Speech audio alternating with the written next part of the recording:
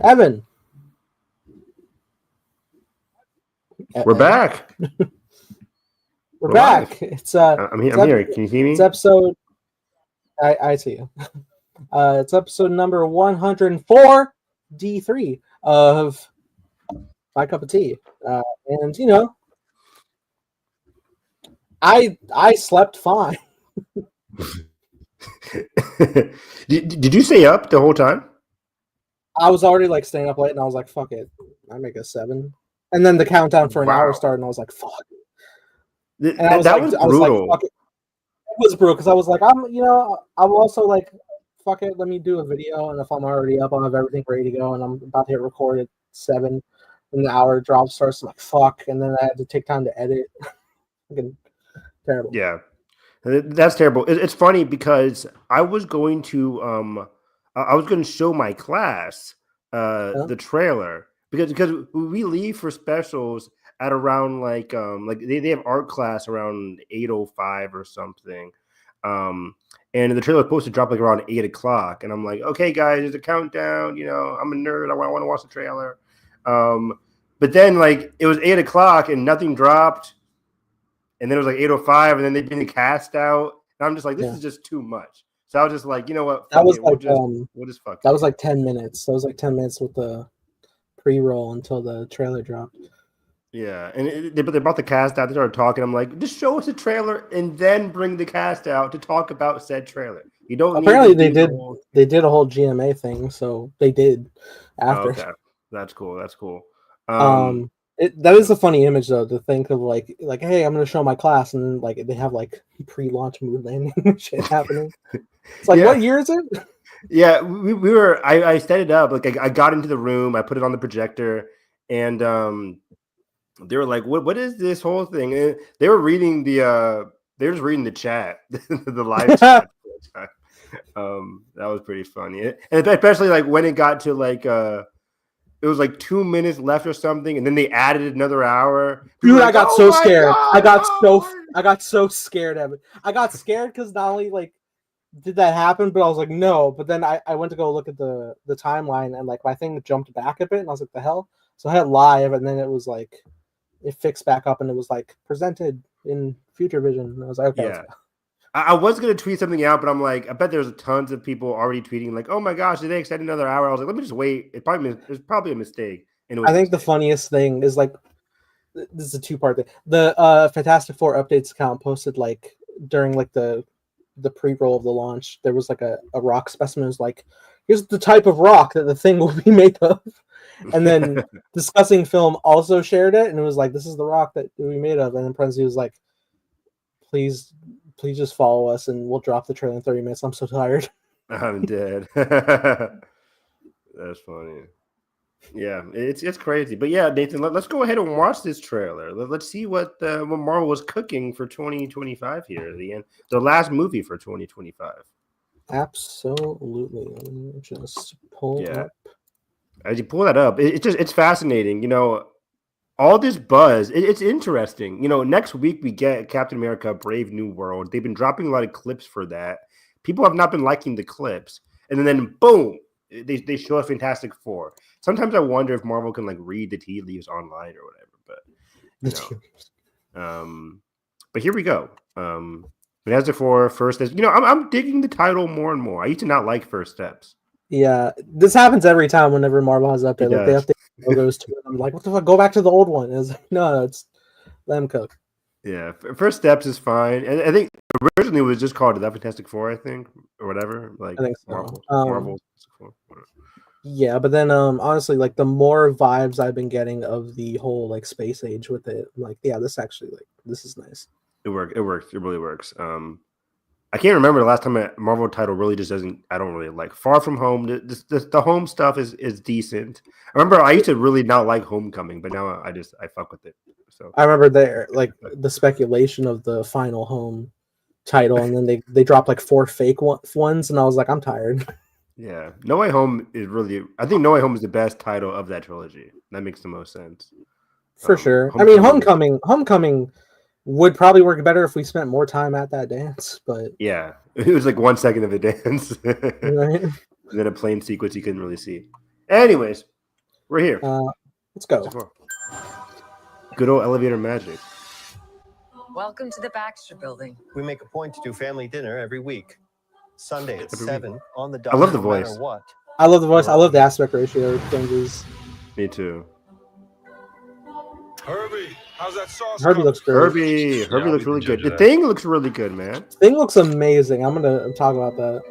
Okay. For sure. And they kept the voice. It's not like gravelly. Yeah. I didn't even notice at first when I was looking. Add a couple cloves of garlic. I was shocked by it, but Because I don't it's that mind it. delicious, Yeah. I just want to add a little bit of zip. Okay. A little bit of zip. You know, they watch the bear. They're like, we gotta have him cooking.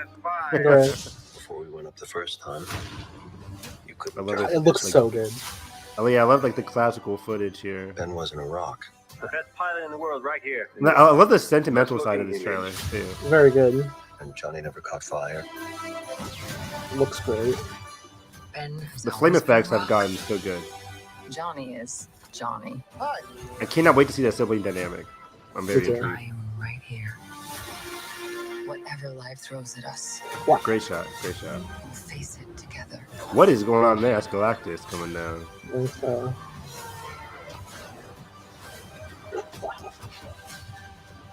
Great action sequences. whew. As a family. That theme, man. That theme's so good. Giacchino doesn't miss. He really doesn't. I still think his magnum opus for me is, you know, I'm biased, but Star Trek 2009, I think he peaked. He peaked there. That's really good. And the Incredibles one goes so hard too. Those go hard. He's really good with the Doctor Strange theme. Oh, that Doctor Strange theme is great. Yeah. Like they've used it everywhere since. It's like we just got to keep it now. It's for every single Doctor Strange thing. It's like, oh, The sitar is amazing. Yeah. But man, Dun, dun, dun, dun, dun, dun, dun. So good. yes. Okay, let's break this shit down. So this is an elevator, right? I'm kidding. We call this a lift in London. God. So you get a bit of the skyline of the retro '60s New York there. Yeah, beautiful skyline. A lot of interesting architecture there. The Brutalists would be very happy there. There you go. This is a nice elevator. Like the whole Baxter Building aesthetic is really nice. Yeah, it's giving you vibes of like the Avengers Mansion, but like, you know, 60s vibes. And yeah, '60s retro dens and whatnot. yeah. So somebody was saying, I watched a video online. Somebody said like they could have been like a popular foursome before they even got like powers or whatever. I mean, maybe that could be a thing as well. But yeah, especially afterwards, they are like celebrities. Baxter Building looks real nice. I love that. It looks really, really cool. You know, it's just crazy to me. There was a time, you know, post Far From Home, where we thought like we'll get the Fantastic Four in the MCU soon afterwards. But it's who bought Avengers Tower? Right? Yeah. Fucking what's her name from Val. Thunderbolts? That's Val. That's funny. That's a choice. But I like this idea a lot better now. Herbie looks really good. Fun. Evan, the effects look so real. They look, yeah. You know, MCU doesn't really have like awful effects when it comes to these types of things. You know, the MCU is often criticized for the looks of their films, like the overall cinematography. But when it comes to like actual like technology and robots and stuff like that, like the Thing, I really like it. I really love this visual look of Herbie. Do you know who's voicing Herbie? I forget. I think they announced it, but I don't know. I think it's what's her name from Poker Face, right? Tasha Leone? I think so. Doing Herbie? Yeah. What? Yeah. Oh, I didn't know that. Okay. Yeah, that's really cool. Now, it is funny. Yes. Just like looking there. I'm looking at this effect, Evan, and this feels like very photo real to me. And I think it's like especially in the eyes when I'm like watching him move. Yeah, it's interesting. You know, they are obviously doing like your classic Planet of the Apes, you know, circus, Hulk technology there. What is it called? The performance capture. But yeah, thank you. I'm going crazy. It, Performance capture. Like this is obviously performance capture. It's not as like, you know, costumey as the OG movies from the early 2000s. I But think I like like this. I think what's like doing a lot is like, yeah, I think like the eye work is blending very well, but I know they had a practical suit on set for reference. Okay. And I think like, when you see like a lot of like fully animated characters, it's like, oh, we have such free range to make them like so alive. So like often they're just kind of like they're existing, they're kind of moving around. There's like a constant motion, but like when I'm just watching Ben here, it's just there's a stillness that just makes it feel so weighted and real to the movement. Yeah, If that it makes feels sense. very. I agree, man. It feels very fluid and natural. I like it a lot. And again, It, I'm just so happy for the voice as well. Absolutely. It's giving me like, I think like the Hulk looked the most photoreal in like the first Avengers movie, and Yeah, that's the feel I'm getting with this. yeah. The first Avengers was like peak Hulk. Yeah, I think Age of Ultron was also peak Hulk as well. It's good Um, stuff, yeah. yeah, Um, but yeah, I love Herbie's design too, like the different cogs and like the tapes rolling in the head. yeah. And we haven't talked about it again, but the costumes in general, very Very like nice. very nice costumes, tight fitting, retro. I like it a lot. It's not super, you know, modern or whatever. It's really cool. And I think it's like a nice standout as well that the fact that they're like not the classic blue and black yet. Yeah. It more visually different from the Tim Story ones, and they're not just like gray test suits from Fan Force today. Yeah, once they get to the MCU, then they'll downgrade to the schlock. Oh, yeah, we'll get the nanotech and then we'll be fine. Oh no! No, I know. I'm also afraid. I don't think they'll do that. Nanotech. This board is designed solely for his stretchy powers, right? Hell yes. I I mean, love it. let's pause it again. That's the elephant in the room here. No stretchy powers at all in this trailer, and there was clearly ample time to do so. Where they're giving us a showcase of Sue's powers, Johnny's powers, the Thing. Like, what's going on here? Is it just the actors are not ready yet? I think so. I think it's a matter of like I think they've taken quite a bit of time and care to do that because if they wanted to rush Fantastic Four out immediately after the Fox deal, they absolutely could have, right? Yeah, for sure. But I really do feel like they've been taking like great care with crafting this, and like just the visual look of it alone, the color palette is very step up from like the par of course from what we've seen in a lot of blockbuster installments. And I genuinely feel like they wanted to showcase the best of visual effects that they had here. And it's also a teaser, right? So obviously we're still a bit out and they're still working on it, but I think especially one of the biggest uncanny values you're going to run into with visual effects are rubbery flesh, right? And they want to make that look as visually pleasing as possible, so I do not blame them for waiting until that's absolutely ready. Let's go back to that blackboard, by the way. Also, I agree, man. I think it's just waiting, and I think this is February 4th right now.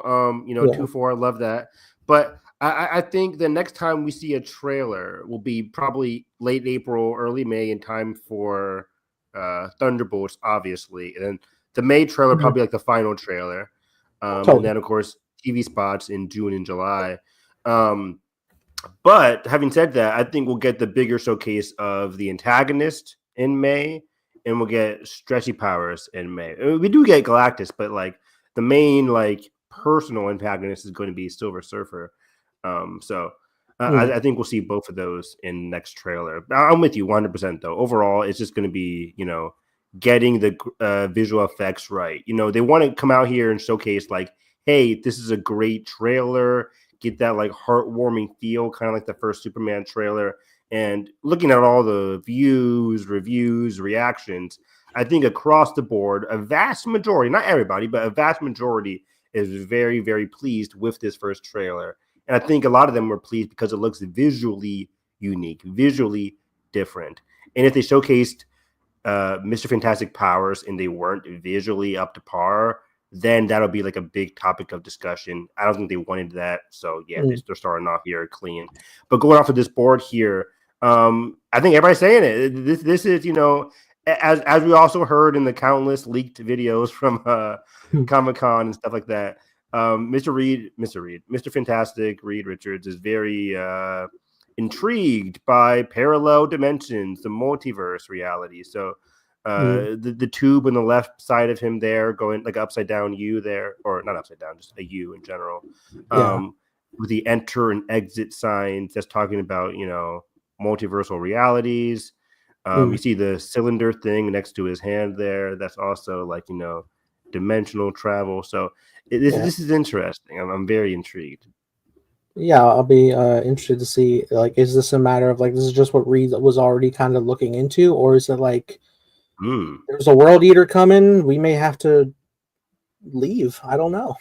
That's a great question. I think this is something that he has always been like, you know, fascinated by.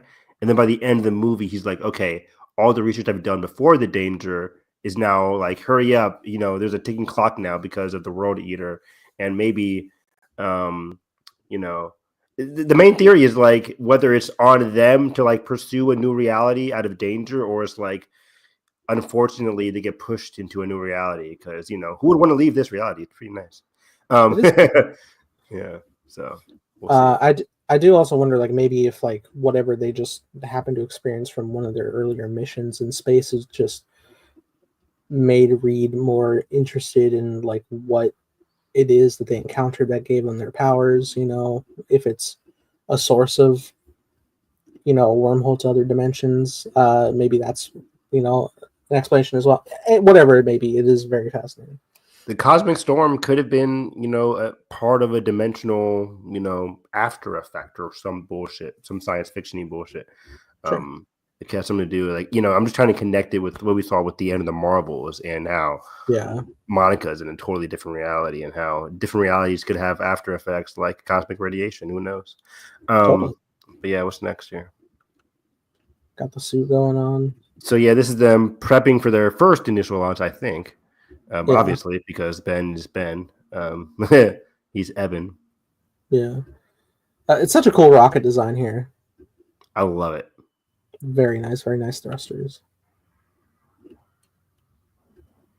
Casual family dynamic, love it. Yeah, I'm very happy to, you know, see the romantic nature between Reed and Sue. Not like a thing where like, oh no, we have to like, will we fall in love? Like, no, we are. We already are. Yeah, thank you. It's like, oh boy, the would they, won't they? It's like, we know that they're a husband and wife. We're starting out with them as husband and wife, but we can flash back to their, like, you know, how they got so close. Like, I love that. Yeah, totally. Great shot here with the alley. Classic trench coat Ben. I love that. Oh, there's a little jack-o'-lantern there. I think it might be Halloween time. Oh, yeah, you saw all the kids in costumes, yeah. That's cool. I love this right here, their friendship. Best pilot in the world right here. Pause it real quick. I think one of the things I loved about Van Forstic, you know, rare Van Forstic W,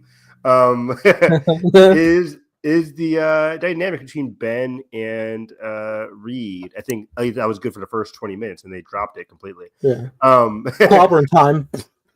Oh God! But I forgot about that. Why? Who made that joke? That was bad. It's the gritty, real Fantastic Four. Yeah, his catchphrase is a source of trauma. Love that. Love it. Thank you, Josh Trank. Where's he been, man? Talk about was he ever real? He was a figment of our imagination. Where he was like Hollywood's it boy for like 5 years, and then that was it. Chronicle good. Chronicle's fucking excellent, man. Anyways, I like getting the brother dynamic here. It's like, this is the best pilot in the galaxy, you know, and best looking. Like, I love their dynamic already. I can't wait to see more of that. It's beautiful. I love it. And the immediate cut here is great too. Coming up. Oh man, that's a great cut. Great cut. Hopefully, no terrible wife that leaves him.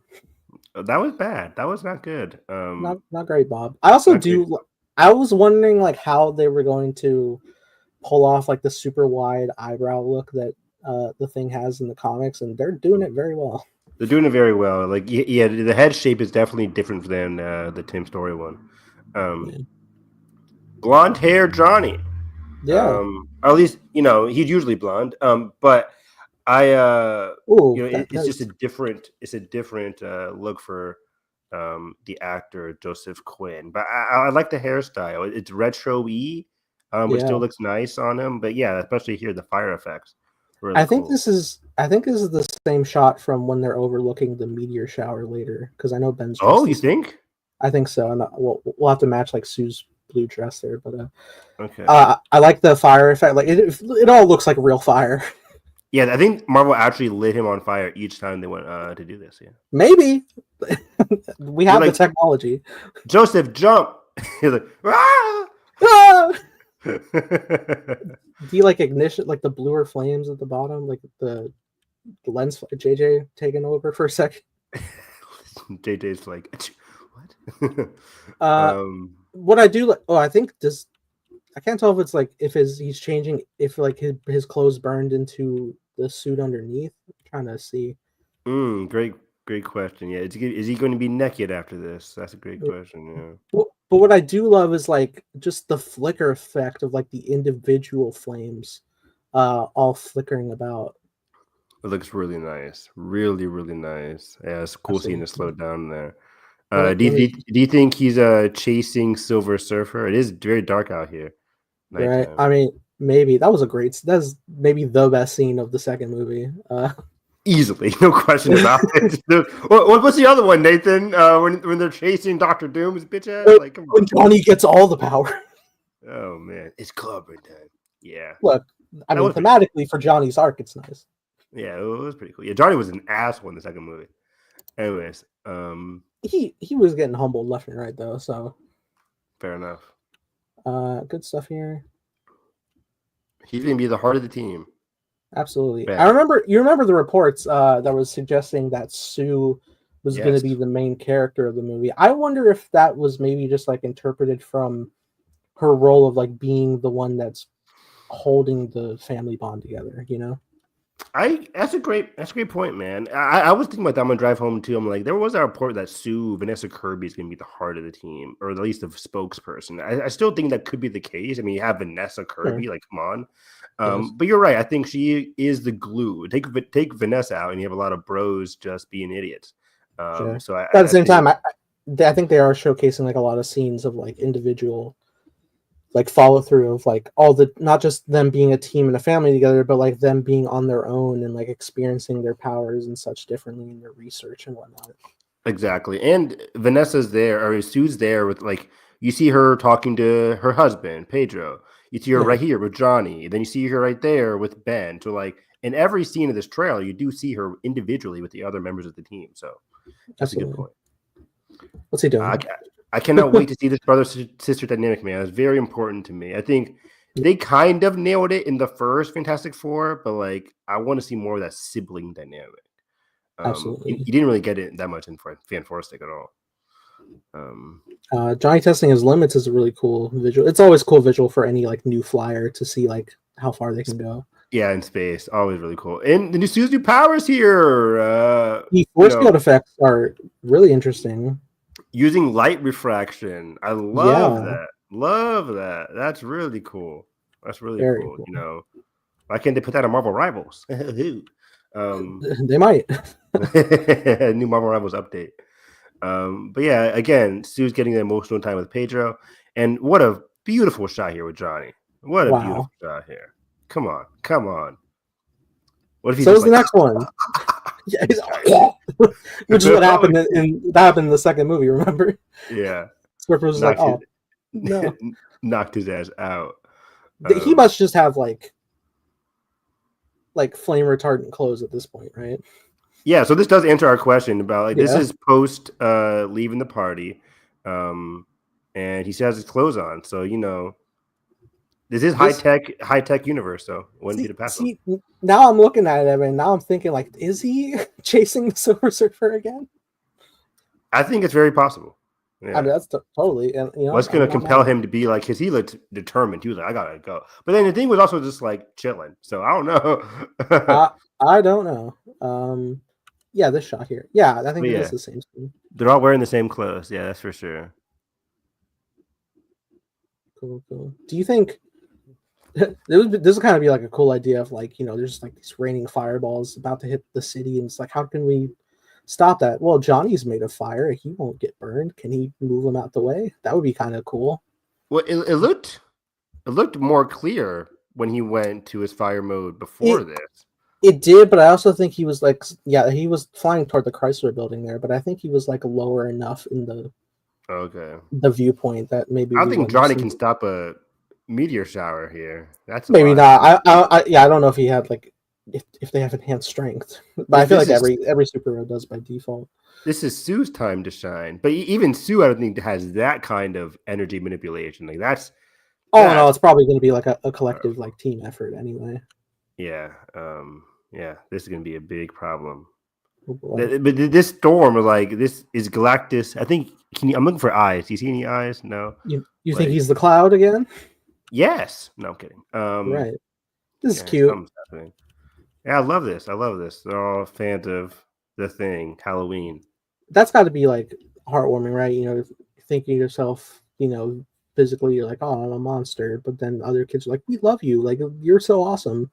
Yeah, when you see yourself at Party City, you know you made it. Were you ever the Thing for Halloween, Nathan? Can't say I was. I was always a Spider-Man guy. Me too. However, that is a really well done Thing suit. That like little puffer jacket with the logo. I like that a lot too. Very warm. Halloween's usually very cold. At least in Cincinnati, it is. For sure. Yeah. In New York, I assume it's very cold too. Halloween. Oh yeah. These cars, especially this car. I would love that. I mean, let me buy that shit. Oh, it is. That's right. It's the Fantastic car. It says it right there, and they showed that at Comic-Con. This one, it flies. Mm-hmm. Yeah, I forgot about that. All those smoke effects at Comic-Con, people were coughing and gagging. No, I'm kidding. Gotta love it. Really cool. Gorgeous. Where's my Fantastic Four open world video game? Come on, Insomniac, give it to us. That would be great, Evan. I mean, we've already seen like Insomniac do like switching between two characters in Miles and Peter. Let's do 4. Yeah. Let's. When's the Wolverine game coming? Ever since that leak, I'm so pissed about that leak. Probably delayed everything. That's what I'm saying. Like, I don't think just chill. Who is this guy? Mole Man, maybe. Mole Man. He seems more important than Mole Man. I mean, I think it is, but okay. I believe you though. Yeah, good. I love their suits. I assume this is from again the First Flight, maybe. I think so. This might be what he was helping Sue. Mm-hmm. Nosferatu. Yes, during the day. I strike during the day now. Yeah, this is really cool. Very good. Are you assuming he shrunk to fit the size of Yeah, because I'm pretty sure he can do that anyway. I agree. Yeah, I saw some people complaining online, and I'm like, I think he can just shrink. He can do it. He's fucking. He's not even a celestial. What is it? What is it called? He's above celestials, or is he a celestial? I'm not sure. I think he is a celestial. Celestial, and then there's these celestial Eternals. Okay. Definitely the same type of headgear there. Yeah. Right on. Man. Peak. Love them. Great costumes. Great design. Great trailer. Fantastic trailer. It gets me excited, Evan, not only to see this beautiful family together, but also whenever my boy Spider-Man can meet them. That'd be great. I mean, he won't have to wait too long. Doomsday comes out next year. This is the last movie before Doomsday. Last week we confirmed that we reminded ourselves, at least, for 2026 and 2027, the release dates are the same: May, July, November for 2026 and 2027. So July is when we'll get Fantastic Four, and then next year there's no February movie. It's just May, July, November again. May will be Doomsday. July most likely Spider-Man. Even though it's not like a Disney movie, it's still like an MCU Studios property. And then we don't know what the November date is for next year. We're hoping for Shang-Chi, but I doubt it since they're fucking idiots. So I don't know what next November is going to be. Is it finally Blade? Yeah, Blade joins the fight. Blade going to fight between Avengers movies. That'd be kind of weird, but fuck it. Draven, glad it isn't a fart cloud. Nah, I'm not watching. I know, right, Draven? I mean, come on. They're so lame now these days. Do you think the Watcher's going to show up? No. Probably not this time. Yeah, not this time. Probably not.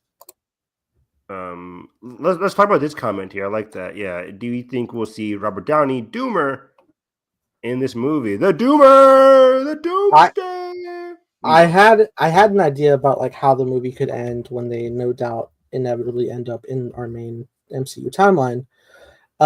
My thought initially while watching was like I can imagine it ending where like they look around like, oh, where are we? What is this world? And then like you just see like a big like Avenger logo somewhere. But then if we pivot the idea, I think it would be kind of cool to like you see like how they have a bunch of post Endgame monuments of Tony Stark painted everywhere.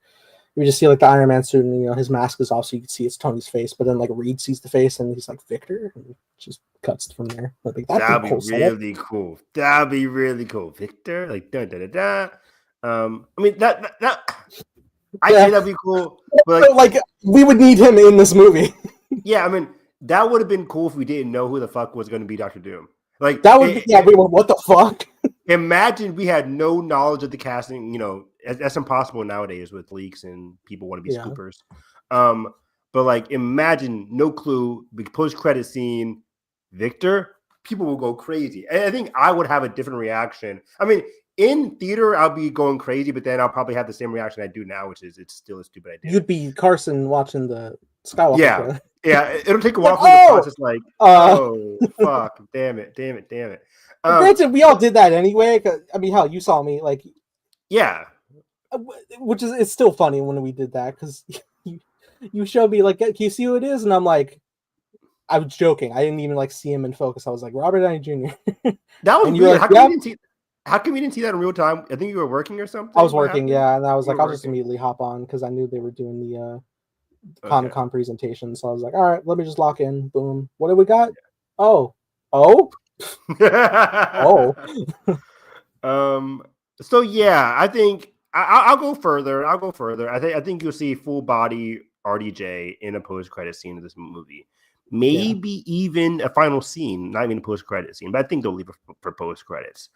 And yeah, my theory for the longest now since the reveal has been that Dr. Doom comes from this universe and he'll make his way to the MCU the same way or via the same mode of transportation, whatever it's going to be. They get pushed to a new universe, they come there voluntarily. Either way, he's in their same retro universe and he's making his way to our universe. Why he then like the question becomes, why would he want to immediately, because next time we see this is Doomsday. So we're gonna have to go from like teasing a Dr. Doom to boom, I want to take over the universe. Like, whoa. Like, who is this guy? Why does he want to take over the entire universe? Because like for Dr. Doom, and what makes this so annoying that it's fucking Dr. Doom, they're rushing everything. Is that like could have kept on with what's his name? Not what's his name, but with the Kang, yeah. Casting. But like we're gonna have to go from like not even knowing that Dr. Doom is in this movie because they're hiding him, obviously, as they should. But like, boom, hiding him, boom, he's our big bad for 2 movies. Like, whoa, like we don't even know this guy.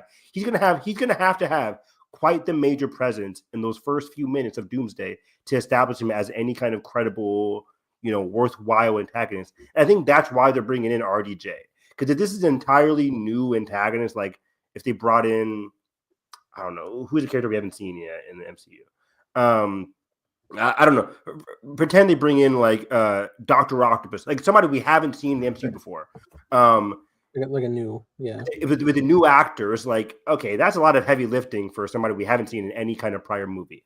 What works is that like it's RDJ, so the heavy lifting is already there emotionally for the audience and for the character. So it's like they don't have to do a lot of heavy lifting. The tough thing is that like Dr. Doom, his reason for taking over the universe in Secret Wars 2015 or 2018, whenever it came out, his reason was built upon his past experiences with Reed and everything. It's like all this chaos that's been happening to Latveria and to you know, the destruction of the multiverse, like, you know, worlds colliding, danger was happening across the world, and Doctor Doom's like, I can. This is my time to shine. After all the failures that I've had, this is my time to be a god, and that's why it became so like, oh, this is going to be juicy. But now it's just like the casuals don't even know who Doctor Doom is. Yeah, Maybe they do because he's a famous villain, but it's just it's annoying. this kind of goes with it. It should be longer. We shouldn't be. We should have multiple movies. We should have Doctor Doom be the villain of a Fantastic Four movie before he jumps into this. Right? People keep bringing up, well, Loki went from Thor to boom, Avengers, but Loki was a side protagonist of Thor 1. Like, he was the main co-protagonist. He was a co-lead in the first movie, and in Grand Tee-Up, like, he was just taking one piece of the galaxy, Earth, for Thanos in the largest. Exactly. Doom ain't working for no one. Doom ain't working for nobody. And then Ultron's a brand new villain, but it didn't matter because we were used to the Avengers team. We don't even have an Avengers team. Everyone keeps saying that. I'm just like, do we not? I know they're building up on that because I think even like Captain America coming out there, they want to rebuild the Avengers. But in my brain, I was just like, well, we're just waiting for the next threat, right? We'll come together. But who's our squad? If something happens, anyone who sees something bad happening, that's how they always assemble. They are just like, hey, can you come over? It's just like, oh shit, oh, you're here. What up, man? It's been a minute. But Who's like, this guy? That's every Avengers movie. You can't tell me it's not. It's not. It is though. The second Avengers, they were having tea and drinking drinks with each other, and then they were, but it was also already the same team, so like that's fine. Granted, yes, they were running missions, but like that was for like cleaning up Hydra bases. That was the context. The first one, they weren't a team, so we got it. Like, they were establishing themselves. Second one, we see them as a team. The third one, they're divided because of bullshit. But then they come together as a team. Like, they come together as many individual teams. Let's be clear. They did not assemble until Endgame.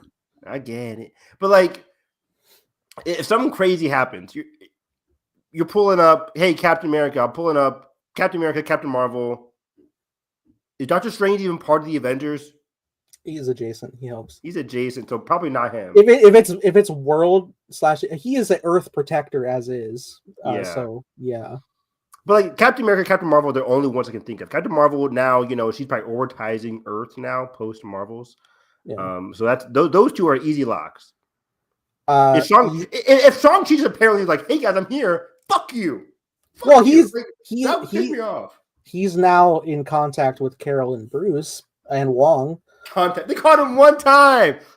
He's having karaoke nights with Wong. What's to say they called him up and he's just like, they're like, hey, watch out for those rings. Look, and then never called him again. Look, everything is a loose chain. Like, the only reason we're getting any of the young Avengers is because Kamala knows Carol, so that's just a string line.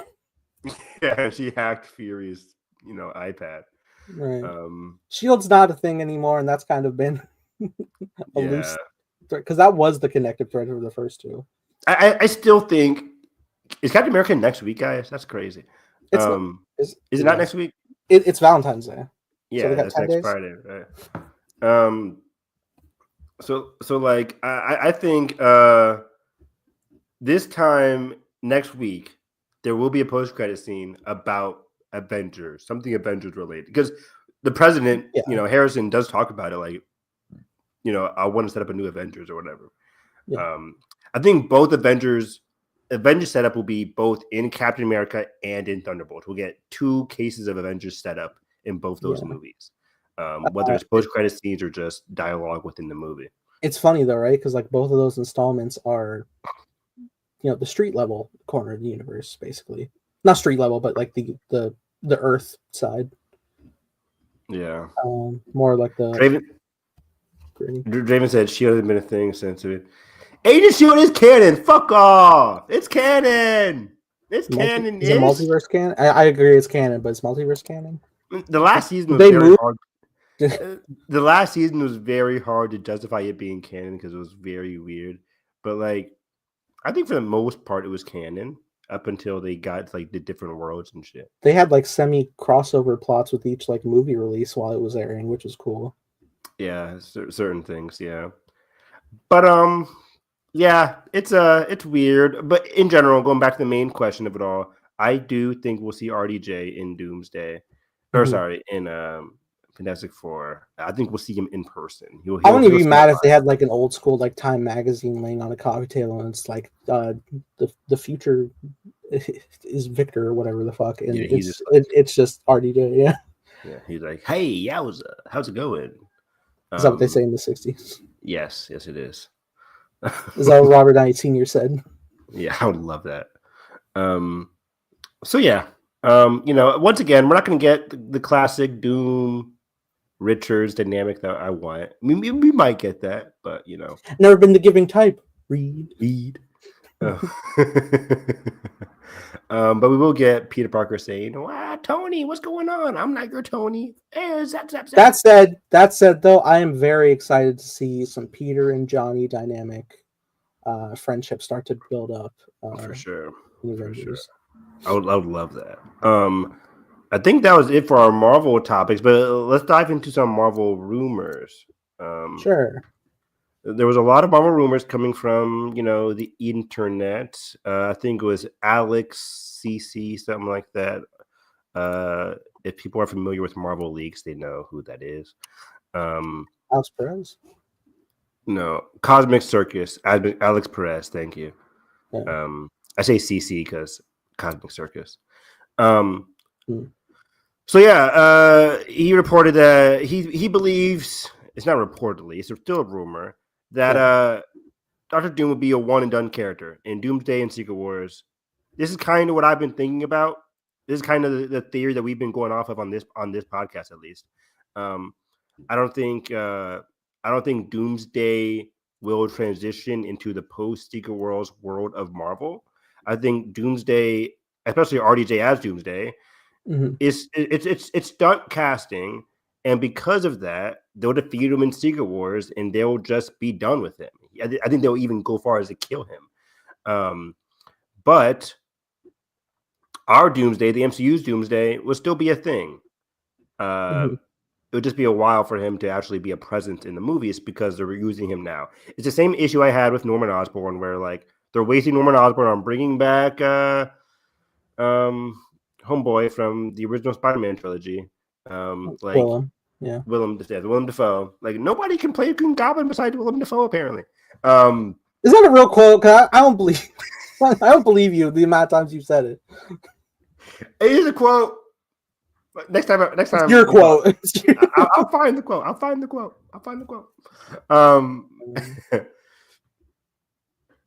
I think it is, dude. Like, because for example, RDJ is moving on with his career. He got an Oscar in Oppenheimer. He's going to do other stuff. He might be in the Odyssey for all we know. It's like they're bringing him back for a fat check. Well, we kind of presume like a post-crisis situation, right? After Secret Wars, that like we'll have like a reset one single Marvel universe. Yeah, and because of that, if everything's reset, we don't need RDJ anymore. Then we can follow Secret Wars. We've been saying it forever, guys. Secret Wars is the end-all, be-all. Goodbye to the Fox Marvel characters. You had your farewell in Deadpool Wolverine. You have a bigger farewell now. Toby and Andrew, goodbye for now, maybe. For Secret Wars, what's his name? Hugh Jackman's Logan. Goodbye. See you later. This is your farewell. Secret Wars. Not like an erasure type of way, but more of just you may retire now. Your job's done. Exactly. No. Nobody's getting erased. But yeah, it's like play the memory song, whatever it's called.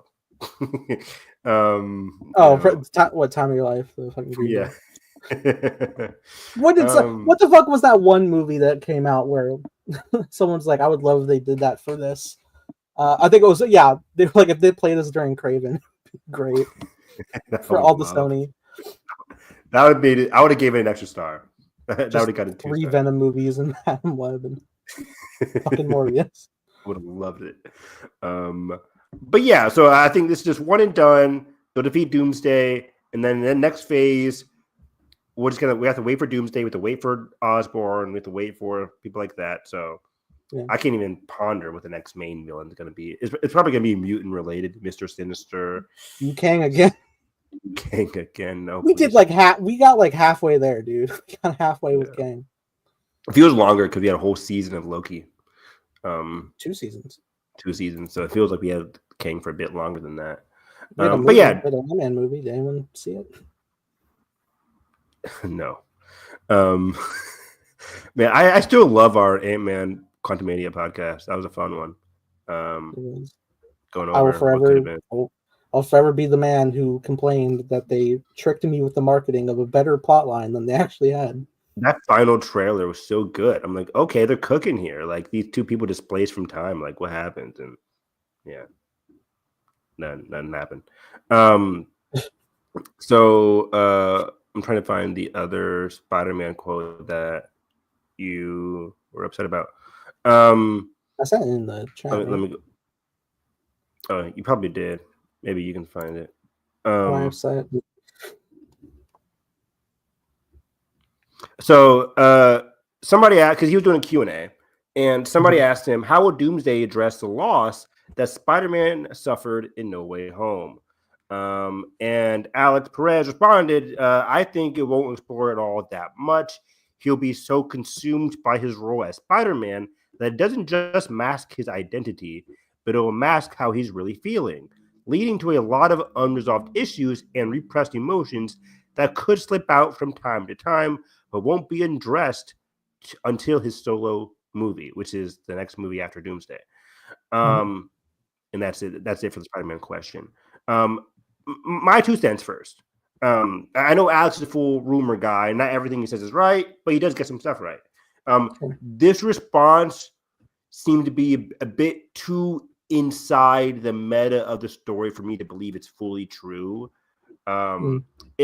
This response feels like somebody who has read the script, which I doubt is even possible. In terms of his whole like repressed emotion of like that's going above and beyond what a scooper really can tell from a movie that comes out next May that hasn't even started shooting yet. So I don't know about that, but I think there's probably somebody telling him a rough idea of Spider-Man would be like that. He's not the happy-go-lucky Peter Parker, or at least, I mean, he will be. But what I'm trying to say is that like this movie in general, the question is, will it address anything that happened in No Way Home? Nope, they're saving that for No Way Home or for Spider-Man 4. But I think is a fair response. Like, there's so much happening in Doomsday. I don't think there's enough time to fully address like his loneliness, his depression, losing his best friends. Who is he going to talk to in Doomsday about that stuff? He can't. He's Spider-Man, right? So his best shot he has for anybody he currently has a connection with is Doctor Strange, who is probably either A, going to be busy, or B, again, even if they have time together, they know the Spider-Man time spent together, but nothing deep Peter Parker related, so he can't relate to his actual self. Yeah. I think a lot of this might be something that we get. How do I phrase this? Like, it might be something that we get visually, but not through a lot of dialogue. Peter's not going to be telling the audience, like, man, I feel depressed. But it could be something that we see, because there's no way we go into a Doomsday movie with a depressed Spider-Man. He's going to be Peter Parker. He's going to be the, like, whoa, what's going on here? That kind of Spider-Man, like classic Infinity War, Endgame era Spider-Man. But I think, post saving the day in Doomsday, whatever that looks like, I think we'll get more of like depressed Spider-Man when he comes home in Spider-Man 4, shuts the door, and he's just like, fuck. Like that kind of stuff. Yeah, like, man, like I really lost it all. Shit sucks. In fairness, I think this would be nice for some contrast. I think him being in a dark spot would allow him to not be like that classic, like, oh, excuse me, Mr. Sir type of polite Peter Parker that we've had. Maybe it could just be like a bit more snark, a bit more of the tiptoeing that fine line between looking out for number one and with great power that he struggles with. Peter himself struggles with, because Peter in the comics, you read the comics, he's not 100% the best guy. He is a great guy, but sometimes he got that chip on his shoulder. Yeah, and that's a good point. Like, not in if people have read at least one major comic event, say it's like the New Avengers run in like 2004, or like when Scarlet Witch was like killing people. Like he's not cracking jokes when you see like Hawkeye die in front of him, like No. Or at least die. Like He's not Deadpool. He's not Deadpool, or like, you know, even in the Secret Wars event, worlds colliding, he's not fully cracking jokes then, but he's still like, you know, a jovial Spider-Man. So I agree with you. I think it'll be a cool and important look to showcase the growth of Peter. Like he's not as like wide-eyed as his maneuvers were in No Way Home, or at least in Homecoming. He'll be more, you know, Spider-Man, but not like, you know, whatever. For example, like Spider-Man 1 to Spider-Man 3, Toby, there's a difference in his dialogue. That's all I'm saying. Sure. So I think we'll see that. We call that growth and maturity. Oh, interesting. But yeah, all that's to say, there's also like the factor of like he's not really gonna handle his like deeper emotions until Spider-Man 4, did they say? Yeah. But also at the same time, based on where that's going to fit in, which is definitely going to be between the Avengers films, Peter's going to be on a multiversal journey for sure, because you know they wanted to do the Spider-Verse thing again on a bigger scale. And so Evan, our next 3 installments with Spider-Man are all going to be multiverse set stories where we don't know for sure yet, Nathan. We know 100%. He's not kicking with Matt Murdock for 100%. A minute. Unless he cameos in Born Again, which is the fucking 1.01% chance that happens. I'm going below 1%, yeah. Absolutely. I'm going negative.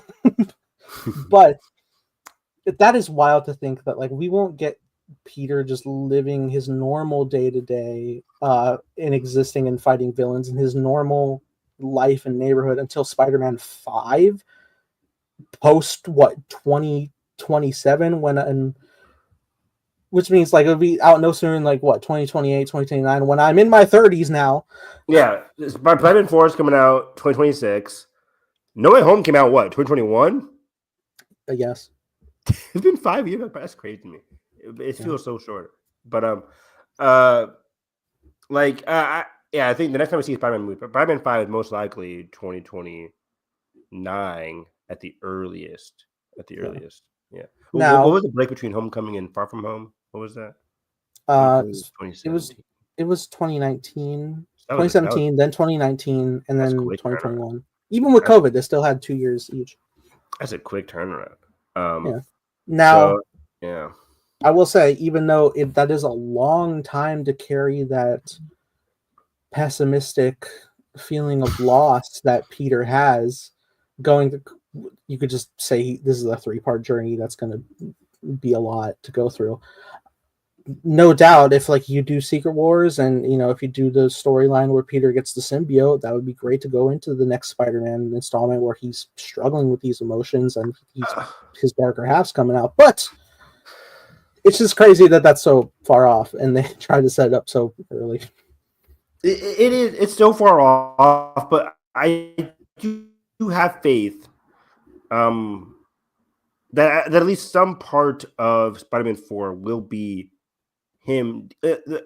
Our resolution for No Way Home will be in Spider-Man 4. I don't think they're going to drag it 7-8 years to Spider-Man 5. I think, you know, actually, even if it is multiversal, he'll talk to Andrew about it. He'll talk to Peter about it.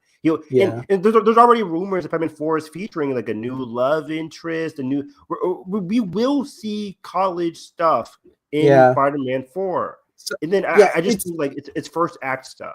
And then it's multiversal, maybe. I don't know. You're right. I think it's more so the issue is like the idea of like rushing through what would have been such a great plot for Peter.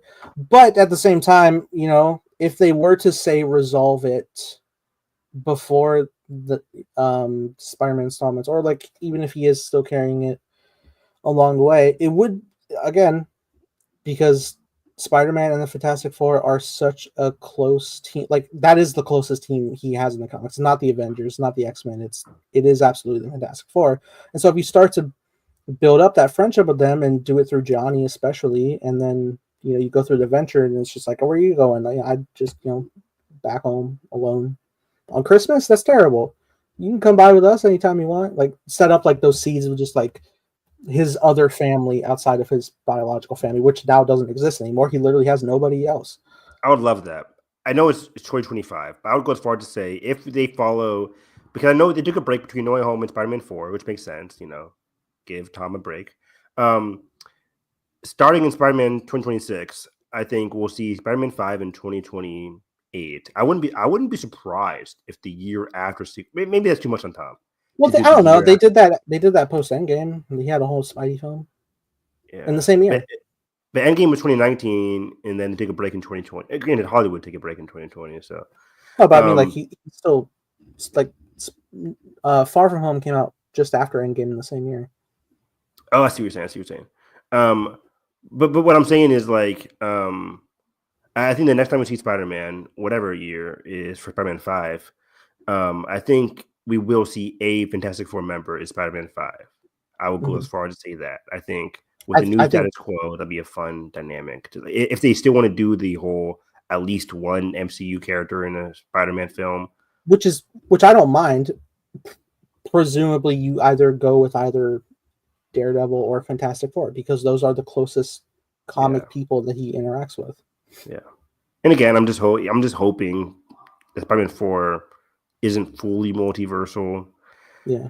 Even though I know they want to bring back Andrew and Tom, or Andrew and Toby. But we'll see. We'll have to wait and see. So yeah, that's it for all the Marvel stuff. Before we move on, do you want to talk about, since we're sticking with Marvel a little bit, the Friendly Neighborhood Spider-Man episodes? Yeah, totally. When do the next ones drop? Do they drop tonight? Wednesday.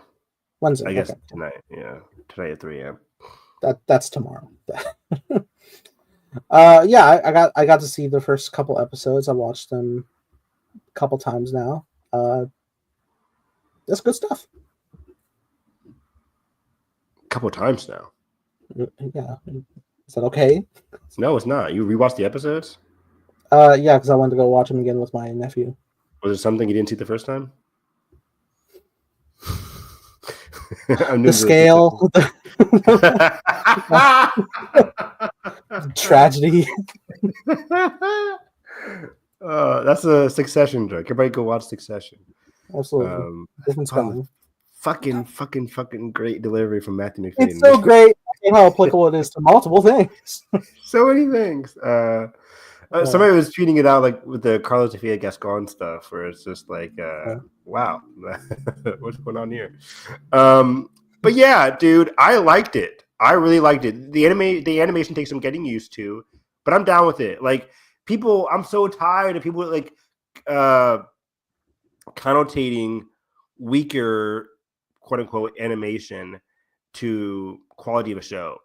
It can diminish somebody's interest in a show. I'm not going to watch it because it looks like that. That's fair. I mean, hell, I had the same issue with Iron Man Armored Adventures. I wasn't into the art style, and that turned me off from Iron Man completely. But then my dad was like, "Please watch Iron Man 2008," and I was like, "Fine." And then I rewatched it. But that's separate. That's not. I've heard like this great story in Armored Adventures, and I would absolutely look into that. Hell, I even fucking insane to say I wasn't into the art style of Spectacular Spider-Man, but I am now. Oh yeah, I love that one too. Is Armored Adventures streaming anywhere? That'd be a fun commentary to do. I haven't seen it since I was a kid. I'm in Armored Adventures. That's funny because that is like Tony is a kid, isn't that right? Yeah, it's on Disney Plus. How many episodes that shit? It's 2 seasons, 26 episodes in total. Right. That'd be 26 episodes in each season. Fuck, that's 40 something episodes. We used to be a country. we used to do stuff, guys. Even today, we used to be a country. But yeah, man, animation aside, like I'm digging the animation style. It's new, it's retro-ish, but it vibes with the context of the show, which is both a parallel to the MCU, but also doing its own thing, going as far as like having a new unique rap for the opening. It's okay, it's solid, but it's setting aside its own unique tone. Yeah. I love the remix of it, especially with the classic 60s. Yeah. Have you memorized it already? Neighbor like me. Oh fuck no. Yeah. That's the title. Yeah. But yeah, I like the animation of the characters themselves. I more so had to get used to the backgrounds because Yeah, staticky. aside from a little airbrushing, there's like no shadows. Yeah, it's very like static background. Everything's very like brightly lit and colored. And granted that's like old 60s, but like I need some shadows. You need some contrast and depth. Yeah. So yeah, that part's like, again, taking some getting used to. But the character stuff I'm really liking. Peter is classic Peter. And it's interesting because when this first came out, we were like, is this just the MCU? But then we saw some photos. We saw Norman in Tony's spot. And we're like, oh, wait, no, this is just a parallel universe going across similar beats. It's a branching idea. It's a branching idea. I could totally believe like Tom went through all this stuff. Well, the whole idea is he's going to a different school, right? He's not going to Yeah, he's not going to Midtown Tech because or Midtown High. It's weird. This is Midtown Tech, isn't it? I thought Midtown Tech is the one that got hit blew up by No, that's right. He was gonna go, and then they moved him over. Maybe that's the case. I have to rewatch again, but I know he's going to like a different school because that's why it's not his traditional castmates and whatnot.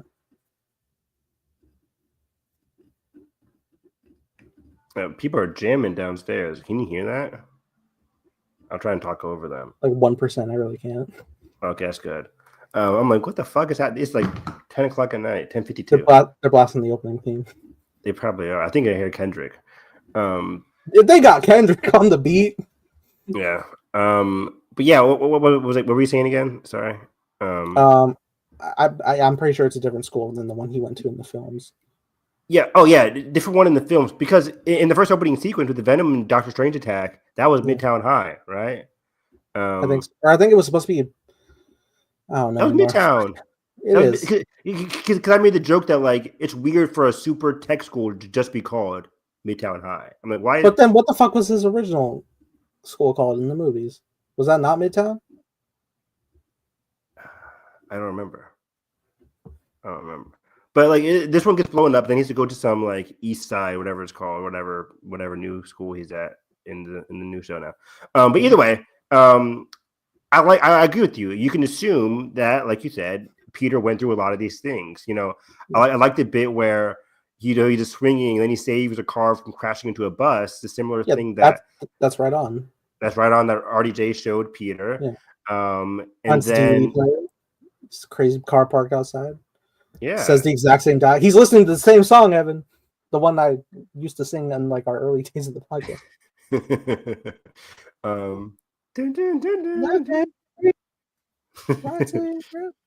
Oh gosh, the show starts with Queen.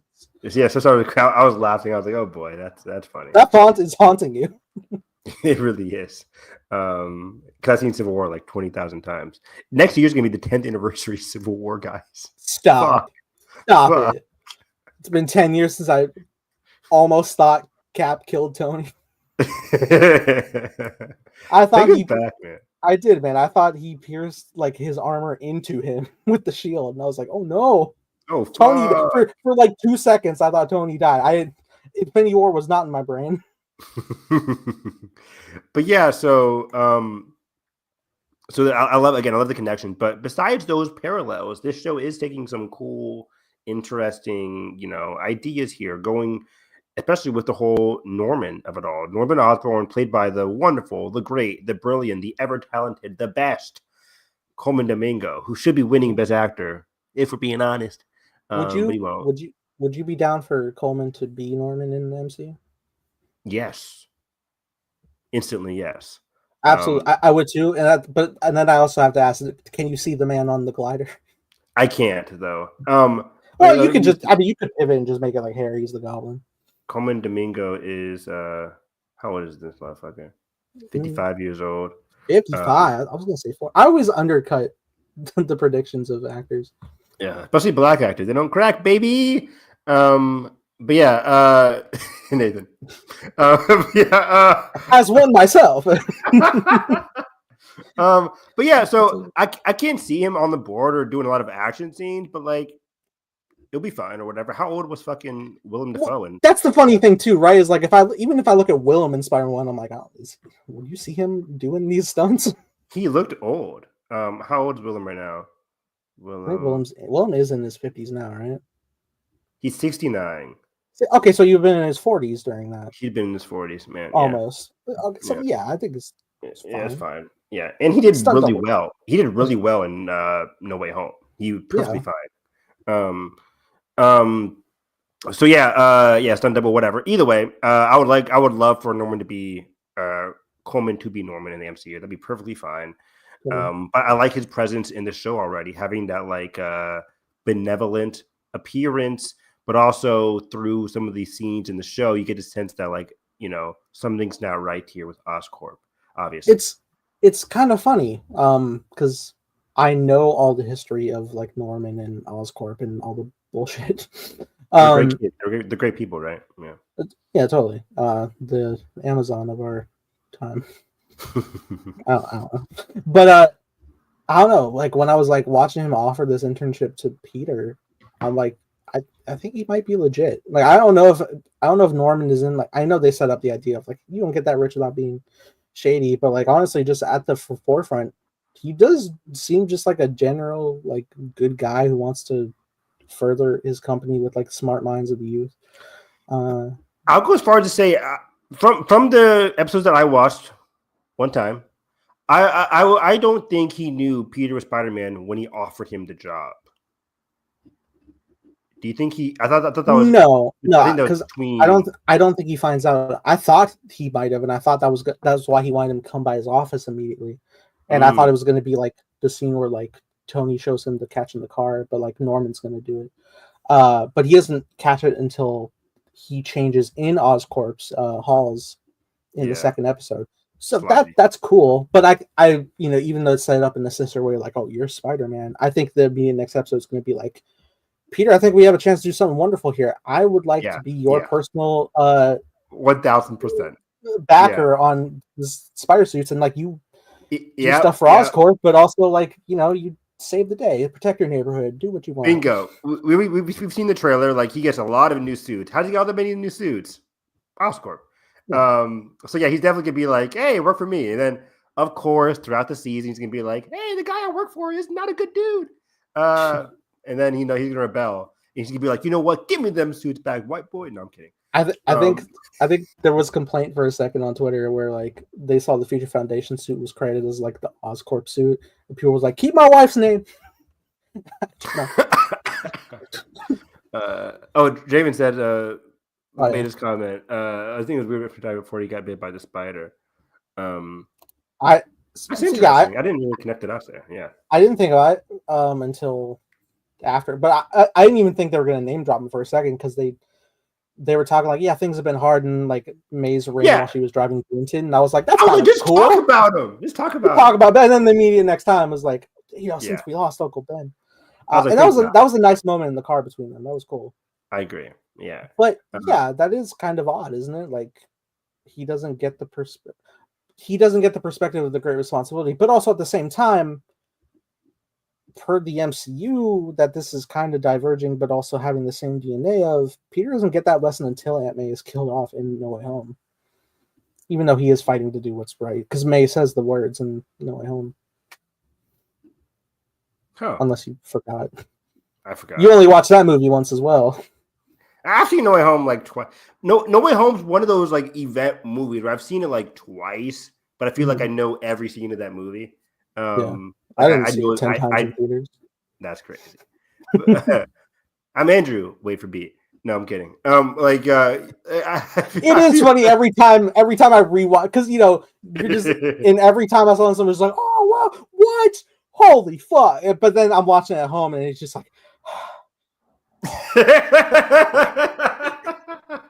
and it's so funny watching Zendaya. She's like, who are you? Yeah, it's like an SNL skit. It's like it is wait funny. Wait for the laughter to die down. So what I was saying, yeah, and just try not to break. Yeah, Yeah, I didn't really connect the dots about his whole responsibility thing. I just feel like it was implemented in Homecoming via like maybe Tony, I guess. Yeah. Just have more responsibility in general because he's doing too much. He's trying to do so much. I feel like he does learn that in Homecoming, but like it doesn't get cemented. I feel like that's true in No Way Home. Does he say the lines in No Way Home? For what, the great power? Yeah. Yeah, May says it. Okay, yeah. So she doesn't say the whole Amazing Spider-Man thing that I'm going to ask you to say for me again because I know you know it. Got you off guard. Because I realize what I do say is not even the whole thing. It's a little longer. Longer. I know, and that's why I jumped to it. Yeah, you have a moral obligation to do this thing. That's what's at stake here. Not choice, responsibility. It's so funny. It's good. But it's such a great acting from Andrew in that scene, though. It's great acting from both sides. It was a responsibility to be here. Tell me this himself. Oscar, give it. My understanding, he was not nominated for Social Network. Don't know how. Don't know how that happened. Yeah. But man, yeah. But in general, with the show, I'm liking his friend Nico.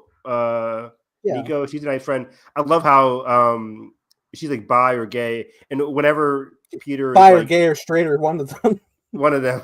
Whenever he's like thinking about dating the new girl, I forget her name. Not even the new girl. Like his older Pearl. Yeah. From what we've seen. From what we've seen, yeah. Like his babysitter. I'm like, Peter. First of all, she's older than you. Stop it. It's not happening. But by 3 years. Still not happening. But I like when he was like trying to get to her, and then Nico's like, I could beat you to it, some kind of thing. It was really, really cute and funny. And then when Peter's leaving the football game, she's like talking. Nico's like waving him off, and then she like scoots over next to Pearl and starts talking to her. It was really cute and funny. But either way, I think Nico's a fun friend to have. She's Pearl, one of the Runaways in the Marvel universe. Oh, I didn't know that. Interesting. Okay, cool. Does she also have like blue hair? Does she look similar? I think there is like some dyed hair. She has like the necklace. She has like this like crescent moon staff. She's in the Runaway show. Cool. Did you ever watch that? I heard it was real good, but it ends on a cliffhanger and they got canceled. So tragic. It also has a boy from Penguin, our boy that we lost. Well, man, R.I.P. But yeah, Lonnie, breath of fresh air. You think he's going to be the classic, sports jockey, but I love that scene where he's just walking home, going through a lot of like the bad side of town, and then you get to home, and it's like a very loving family. He has a lot of responsibilities as the older brother. A lot to lose. So I like it a lot. He's so nice, right? He's so nice. He's like the perfect everything. He's a perfect son. He's a perfect friend. Something's gonna happen to that man. Dang, Nathan, I didn't even. Usually I'm the dark guy. I didn't even think about it. I never like to assume these things. It's always other people, and that's granted, I never immediately jump to like this person's gonna die, like when in the Penguin. But I he might fall from grace because I think he's the name of Tombstone. It's like normal. Yes, I did hear about that. And compared to the other Easter eggs in this show, I don't think that will happen. I don't think he'll eventually become Tombstone. I think that's just an Easter egg. But the other ones I've seen, I'm like, we get to Oscorp and we see the lizard variation with his best friend there. When you think about Splitting Green Arrow, what was that from? That was something, wasn't it? That was fucking Madam Web, damn it. Oh, no way. Yes, it was. Was that Madam Web? Oh, my God. That was exactly Madam Web. That was from the indigenous spider leader. Oh, no. That now Peter culturally appropriates in that universe. Yikes. Right on. That's interesting. But yeah, I forget the name of his, the person who becomes a lizard. But she's black now. And Cara Connors or Cara. It's a C sound for the alliteration. But Dr. Connors, I think that's something we could definitely see happening in the future. I could definitely see that happening. Yes. She's already a very intriguing character. We see Amadeus Cho, which surprised me. I'm like, wow, Amadeus Cho in the show? Okay, interesting. Hulk? Will he become the Hulk in this show? Maybe. This show is crazy. We see Venom and Doctor Strange fighting. it wasn't exactly Venom, but it is a symbiote alien. Yeah. It is odd, right? It's first off, it feels almost jarring to like finally be of like this is like basically MCU Spider-Man, but like he's actually has his fucking characters. He can actually do shit. Yeah. Like, oh, Oscorp exists. What? Wow, cool. Yeah. But also, just we don't know like how the MCU's like really is shaped out in this universe. Because even like looking at stuff like Captain America and Osborn are like shaking hands in a portrait, and like what the whole history of this timeline is, what it will be is interesting. Yeah. Will Peter hate Spider-Man in this one? He usually does. Well, who? Will Peter hate Iron Man in this one? He usually does. No. Possibly. But yeah, I like seeing that. In general, I like the storytelling in both episodes so far. In general, with his friend dynamics again, the fights were cool. Some of the fights, he was fighting that one pyro guy. Yeah, I didn't recognize that character. Me neither. Probably just some guy who got his hands on Oscorp tech, right? Did they even show us that, or am I just making that up? It didn't even look like Oscorp necessarily. It just seemed like some like hobbled together flamethrower stuff. However, he was hired by someone to clear the building for real estate, so it could be Oscorp. My first thing that came to mind was Oscorp, or it could be they did tease Raxon. That's usually a Miles Morales thing, though. Sure. Raxon is usually Miles' version of Oscorp. Roxxon killed Tony's parents in the comics. It wasn't Bucky. Yeah, not Bucky. So yeah, I assume that's Oscorp related as well. That makes the most sense. You know, this is a kid's show. You don't got to think too hard about like what they're trying to hide or whatever. Says I'm following plot lines of where Mary Jane went in the 90s. Yeah, that's different. But yeah, back and we're fine. Speaking of, we have Lonnie, Pearl, no Mary Jane, no Liz Allen, no Gwen Stacy. No Ned. No Ned. So Never very interesting so far. I do think we'll get a Mary Jane. So yeah, not too much, but that's about my thoughts. Do you also find it interesting that like this spider that bit him also came from another dimension? Maybe? Oh, I like that. Very similar to what we got revealed in Across the Spider-Verse, where Miles got bit by Earth. What was it? 64, 68, something like that. 69. I had to do it. Yeah, I don't know. Not much to say about that, but it's really cool and interesting. I guess but now the Peter in that other universe is fucked. If that was where he was going to begin with. I don't know. Why is there just like one long ass strange spider coming down in a big open field portal? Yeah. It was just like left open. They're just like, do whatever. We have to attach it somehow. It's the same rule of thumb whenever you see Spider-Man swinging where he could not be stands just like there's a helicopter out of frame. Yeah. Did you what did you think of the whole Doctor Strange symbiote fight? Why was it so hard for him? Maybe I'm just so like Doctor Strange is so OP in my brain, but like the amount of damage that symbiote did, and not just the struggle that it took for Doctor Strange. I'm like, just do some magic shit and end this in 5 seconds. Am I wrong? I mean, I guess you could make an argument symbiotes are a bit more formidable, but also I think if you were to follow traditional MCU timeline, Strange just became Strange.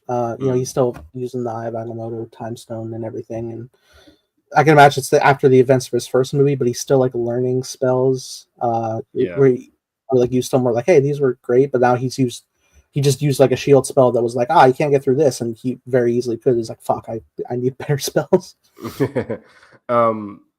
Last question: Do you think symbiote will return? Was it like a Chekhov symbiote, where we see it teased in episode 1, and it will appear as a stronger antagonist by the end of season 1?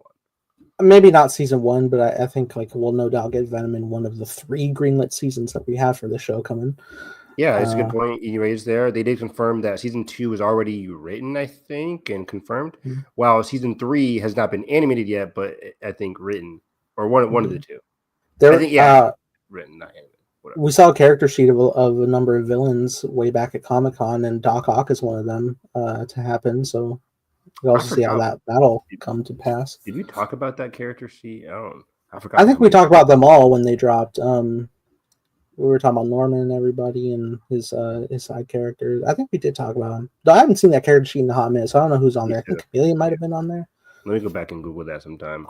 But yeah, So, overall, fun show. I was pleasantly surprised. Like, I watched the first episode, and I actually couldn't wait to watch the second. I was like, okay, I'll watch the next one now. Like, so yeah, I was glad to like this show. It's not the best thing in the world, but for a unique Peter Parker story, especially, you know, I like what we have in the MCU. Obviously, Tom Holland's doing a fantastic job, but this one feels like a comic booky Spider-Man show, which I'm very happy to get. Animation, you can do just so much more.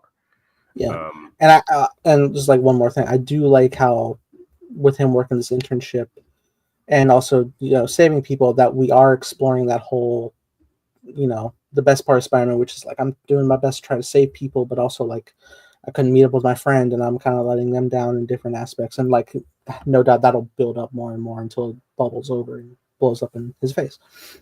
Exactly. Well, let's get into some Last of Us comments here. I have a. Can you pull up? It doesn't matter which article we look at first. Yeah, let me just. What if I could share screen? What if you let me do it? While you're doing that, did you watch What If season 3? No, I still haven't caught it. I might start tonight, honestly. I finally watched it. Jalen and I watched it over the past couple of weeks. But yeah, What If season 3? It's not great, Bob. It's really not great. A lot of like mediocre Less than episodes. 2? Less than 2, definitely. Because I granted, I like 2 more than you did. But I think we were of equal thought of like 50-50 on the episodes.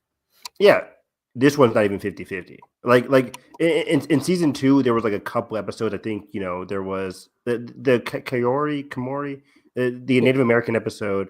Fantastic. That was the best episode. Easily. And I like the 1602 one. I know you didn't. I didn't love that one. No. But I felt like at least in terms of like what they were doing with genre storytelling, What If season 2 had some things to like, some fun like nod and stuff. Season 3 just felt so random and just inconsequential and just not entertaining that much. Just off the cuff, if you were to say which episode was your favorite. It's tough, but I would go to, there's a Shang-Chi and Kate episode, and I tweeted out, like, maybe I'm biased because I love Kate and I love Shang-Chi, but it was Shang-Chi and Kate teaming up in like a Wild Wild West, and that was pretty engaging for me, especially where the story went. I was kind of surprised by it. So I really liked that story. Everything else, the finale just fell flat to me. Is it just the same thing where they're trying to do the big old crossover thread? Not even that. I mean, it is crossover, but it's like not entertaining crossover. It's just like it's not a lot. Well, I mean, granted, we watched the finale of season 2, and we were like, "Oh, it's just like look at this power scaling," and also we have ruined the compelling Doctor Strange we had. Oh yeah, that was bad. But like in this one, it's just I don't want to spoil where it goes, but it was pretty interesting what they did with it. But it was just same old. They fight for like 75% of the episode, just a lot of big scale fights, and then you know, Captain Carter saves the day. Like, you know, it didn't really move the needle for me. But yeah, the mech episode was not good.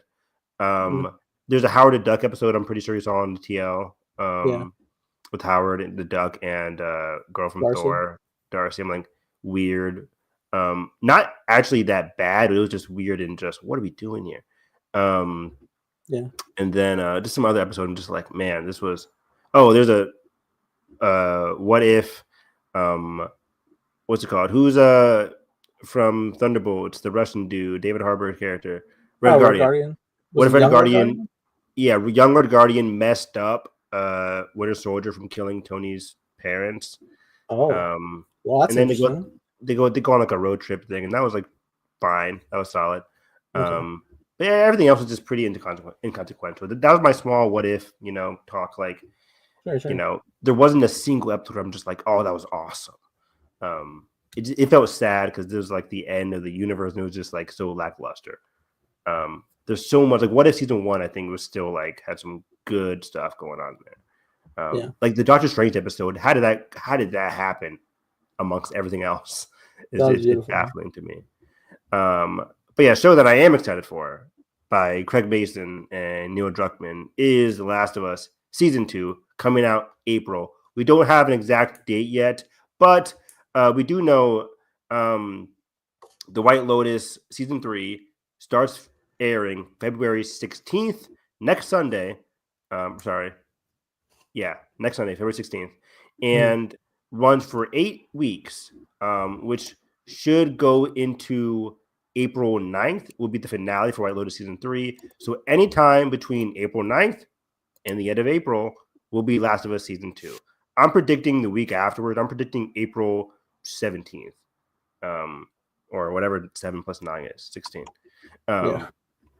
I'm thinking April 16th for Last of Us Season 2, just for a rough release date. But yeah, well, I need to rant, guys.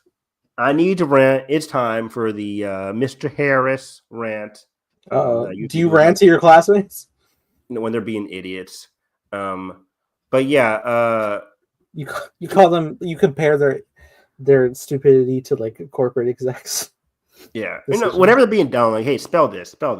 Like, that's so funny every time. Yeah, you can't spell it because you guys can't read and write. Anyways, yeah.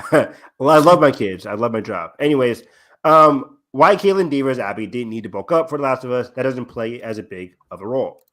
Exclusive. People have been killing Neil online. I mean, there's people who just hate Neil Druckmann, as always. They think he's a Zionist and all that kind of stuff. I don't think there's a definitive, you know me, guys. I hate that kind of stuff as well. But I still don't think there's like definitive proof what Neil Druckmann politically is. That being said, I like his art. I like his shows. And until I see something definitive, we'll have to wait and see. Either way, I'm reading the quote in the first paragraph here. It says, we value our performances over anything else. We need someone to really capture the essence of those characters. We don't value as much, do they look exactly like the character with their eyebrows or their nose or their body, whatever it is. It's not nowhere on the priority list, but it's below a bunch of other things that we consider. When it comes to Abby, that's why they got Caitlin Dever, who didn't need to hit the gym to look like the muscled version of the video game. Last paragraph, he mentions, we would have struggled to find someone as good as Caitlin to play this role. In the game, we need to play as both characters, Ellie and Abby. We need them to play differently. We needed Ellie to feel smaller and kind of maneuver around. And Abby was meant to be more like Joel, where she has a brute in the way she can physically manhandle certain things. That part, the gameplay of it all, doesn't play as big of a role in the version of the story because there's not as much violent action moment to moment. It's more about the drama. I'm not saying there's no action here. It's just, again, different priorities and how you approach it. Let me dive into this shit, man. Can you scroll up for me again? So first off, I forgot that people were also pretty angry about the whole action comment. They think there's not going to be enough action in this series. I'm like, are you guys watch season 1? The hell? Did you watch season 1? And first of all, season 1. Did you play the game? Yeah, like there's a lot. There's always, just plain and simple, for any adaptation in the history of video game adaptations, there will always be more action in video games than movies and TV shows. It's just how reality it works. There is, but even when you play The Last of Us, like, 65-70% sneak. Yeah. You can go through the game without killing a lot of people unless you have to, especially with the clickers and stuff, where you have to kill them. But like, let me go to the action one because it's on my mind right now. There's not as much violent action moment to moment. Yeah, that makes sense. This show is not an action show. You're not coming to watch The Last of Us to watch Jack Reacher, Jack Ryan, to watch what other action shows are there in the world? Like you're Night Agent, your FBI. Like this isn't a shoot 'em out kind of show. It's just not. This is a drama, a post-apocalyptic drama, first and foremost. I think we'll get the same amount of action, even more so. I think we'll get more action in season 2 as we'll get to the next article. But like season 1 had a decent amount of action that I wanted. There wasn't a lot of shootouts. People were criticizing it because like when they first got to not Pittsburgh, what was it in this show? It was like Kansas or whatever. I forget where they went. Yeah. But like that whole like when they crash their car into the convenience store, that action sequence, the whole clicker stuff like that. There wasn't a ton of action sequences, but like I thought it fit for the show. I think season 1 was excellent, and I think Absolutely. we got the decent amount of action that we needed. There was a ton of action in the Billstown chapter 3 in the game, but they decided no action and gave Billstown a lot of emotional drama for episode 3 of the show. But either way, I think there's still going to be a lot of action. People are like, "Oh, not a lot of action." So when Joel is he even going to get beat up in the show? Idiot! Yes, he is. And this is full spoilers because Nathan and I have both played Last of Us Part 2. So when we're talking about this article and the next article, we're going to be referencing spoilers for what will happen in season 2 and season 3 and maybe even season 4. So there is spoilers for Last of Us Part 2. So if you have not watched Part 2, I'm sorry. You guys, come back later. But like either way, Joel will die early on in the season. How they play it, we'll have to wait and see. Will it be 1-to-1? I completely don't think so. I think it'll be very different. But will it be emotionally heavy and taxing? Yes. Will it be super brutal? I don't know. But he's going to die. It's going to be brutal. But like even in the game, he gets beat up.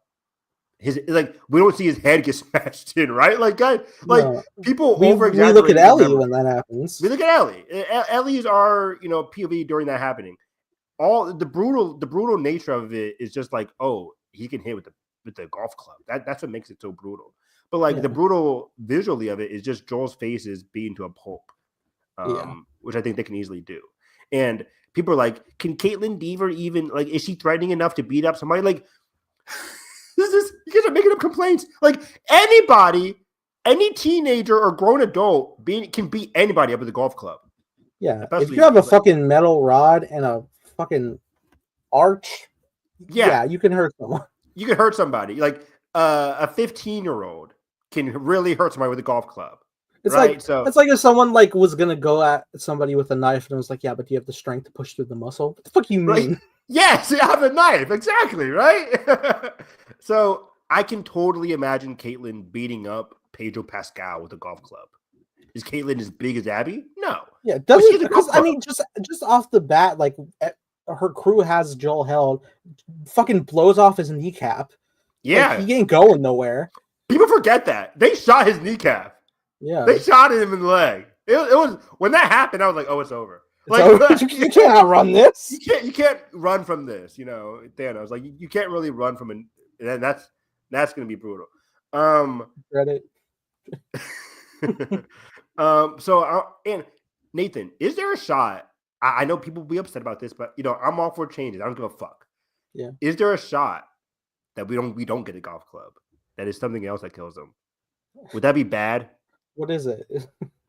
I don't know, but what if it's a lawnmower, a crowbar or something? Crowbar. And it's not a golf Jason. Club. Jason. Exactly. I'm just all for changes. I played the game 9 times. I played Last of Us Part 2 so many times, guys. That's a lot of commitment, by the way. And I love the game so much. I played it on normal. I played it on Survivor. I played it on Grounded. I played it on Grounded Plus. Maybe 9. Maybe 9 is a lot. I played it at least 5 times. Because I remember I did all that on the PS4. And then when I got the PS5 remastered, I played it again on Grounded. Mm-hmm. So it's at least 5 times. But either way, it's just I'm all for changes. I've played the game. I know what I'm in for. I want to see what Neil and Craig can do to make it a compelling drama on a TV show and what new changes I'm all for. But going back to the whole Caitlin Deaver controversy of it all, people talking about the muscle, and I want to pull up. I'm not pulling up the name because that would be rude. But I got angry this morning because, or this afternoon, because somebody responded to me about the thing is where Abby's muscles, and this one got 7K likes or whatever. It's people keep on talking about this actress Shannon Barry, who's an Australian actress who looks like Abby, and somebody responded even Shannon Barry's face looks so much more like Abby. Why did they cast Caitlyn instead? Shannon was an option for them. Neil even followed them for it. What's going on here? People And always oh my look God. for the physical, and they never look for the capability of the performance. Yeah. That was like a big thing, I think, too, with like around like when Alner like was cast as Han Solo. They're like, what about this guy? And it's like, yeah, good impressionist of Harrison. Can he do compelling scenes? Yeah, it's like No offense to him. Anthony Gruber, I think was his name, right? Ingruber, I think? What? Anthony Ingruber was his name. Anthony Ingruber, yeah. Yeah. And I remember he did some interviews with the Schmoes. Schmoes know. And I really liked the guy. He was a very sweet guy. He had a great, fantastic impression. But like, are we comparing him to Alden Ehrenreich, guys? Come on. There's a big difference. I think that same actor, he did he does an Ewan McGregor impression. He ended up playing in a short film about Obi-Wan, like a little fan film. And I was like, yeah, it was good, it's serviceable for what you're telling, this one scene that you're doing, but full-blown, full theatrical runtime production, it's a whole different gambit. Not that he can't do it, but there is a possibility, people, that there are other people who can perform more what the creatives are looking for. And that's what we're saying here with Caitlin Dever. They're exactly right. You struggle to find an up-and-coming actress. I don't even know if Caitlin's an up-and-coming actress. Booksmart was like 5 years. She's here. ago. She's on the roll. She's on a roll. Like Booksmart. She's having a Netflix show this year. She's been in a ton of other things. If people have not watched the Alien movie from No One Will Save You. No One Will Save You. Excellent movie. Excellent streaming movie. But like Caitlin Dever is always putting forth great work. Watch I mentioned it last week, but Dope Sick, the opium drama with her and what's his name? The Vulture. What's his name? Michael Keaton. Michael Keaton and her are fantastic in that show. Great drama on Hulu. But credit to where it's due in No One Will Save You. She has little to no dialogue in that movie. Great point. Yeah, that took me by surprise. It's all about her face, and like the emotional acting there, and it's a really fun movie if people have not watched it. But Booksmart, of course, is her shining breakout role, and she's excellent. She's excellent in every single thing she does, and I think she'll bring the drama. But yeah, going towards it, somebody said in terms of the old buff argument, they're like, my point is that Abby's muscles were a part of her character and not just for some aesthetic purpose. They're refuting Neil's argument here, where Neil says we need to really capture the essence of those characters. And they're like, well, Abby's muscles is an essence of her character. And for me, I would say, sure, they're an essence of her character for the game. For the point of the game. And great point there, Nathan. Point of her journey. And I think, and I'll make the argument again, I'll just say, Abby's muscles played zero role from when we see Abby in the chapter 1 of the game to the end of the game. Abby's muscles played no part in how she interacted with any of her friends, or even Ellie, or even Joel. Nothing to do with Abby's muscles. Abby's muscles was a physical manifestation of her trauma as her backstory. Nobody ever comments on her looks. Abby, Owen mentions numerous times, Abby, you changed. Mel mentions, Abby, you changed. Emotionally. Yeah. Dramatically, she has changed because of what happened to her father. And that's evident through her muscles. But it doesn't need to be. You can just tell her she's been depressed since her father died, and she's been driven to find Joel since her father died. That's the emotional, dramatic tension that we need. And to exude that dramatic tension, we're getting Caitlin Dever, who I think is going to drive that home. I keep looking at the trailer, and she's looking over possibly the grave of her father, and it's just the emotion is just there. I'm very excited to see Caitlin's dramatic moments in this game or in this show. I think she's really going to nail it, and I think she's going to be even more of a focus in season 3 when we get a lot of the Abby stuff. But yeah, I think she'll go toe to toe with Ellie. I think it'll be perfectly fine. People are like, "Oh, does she need to be skinny because Bella's very skinny?" It's like, no. People are overthinking this. It's just they wanted 2 great actors to go against each other, and we got that in Caitlin and Bella Ramsey. So I'm just so over this whole notion of like her body, her physical body was so integral to her character. It fucking wasn't. It's just not. Like, it's an important and deeply fascinating part of her character in the games, but none of my favorite moments in the games have anything to do with Abby's muscles. The way she talks to Owen, the way she talks to Mel. I think the only time I can think of is that when we get to the end of the game and she's been held prisoner by the what are they called? The rattlers, whatever they're called.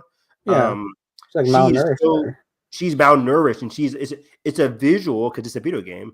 It's a visual showcase of like how far she's fallen and what she's gone through because she's so bulky and now she's not. That's kind of the main thing I can think of. When she goes to swing on Joel, there's a big shot of her back muscles, like showing how much strength she has. She's gotten so bulky so she can prepare herself to kill Joel.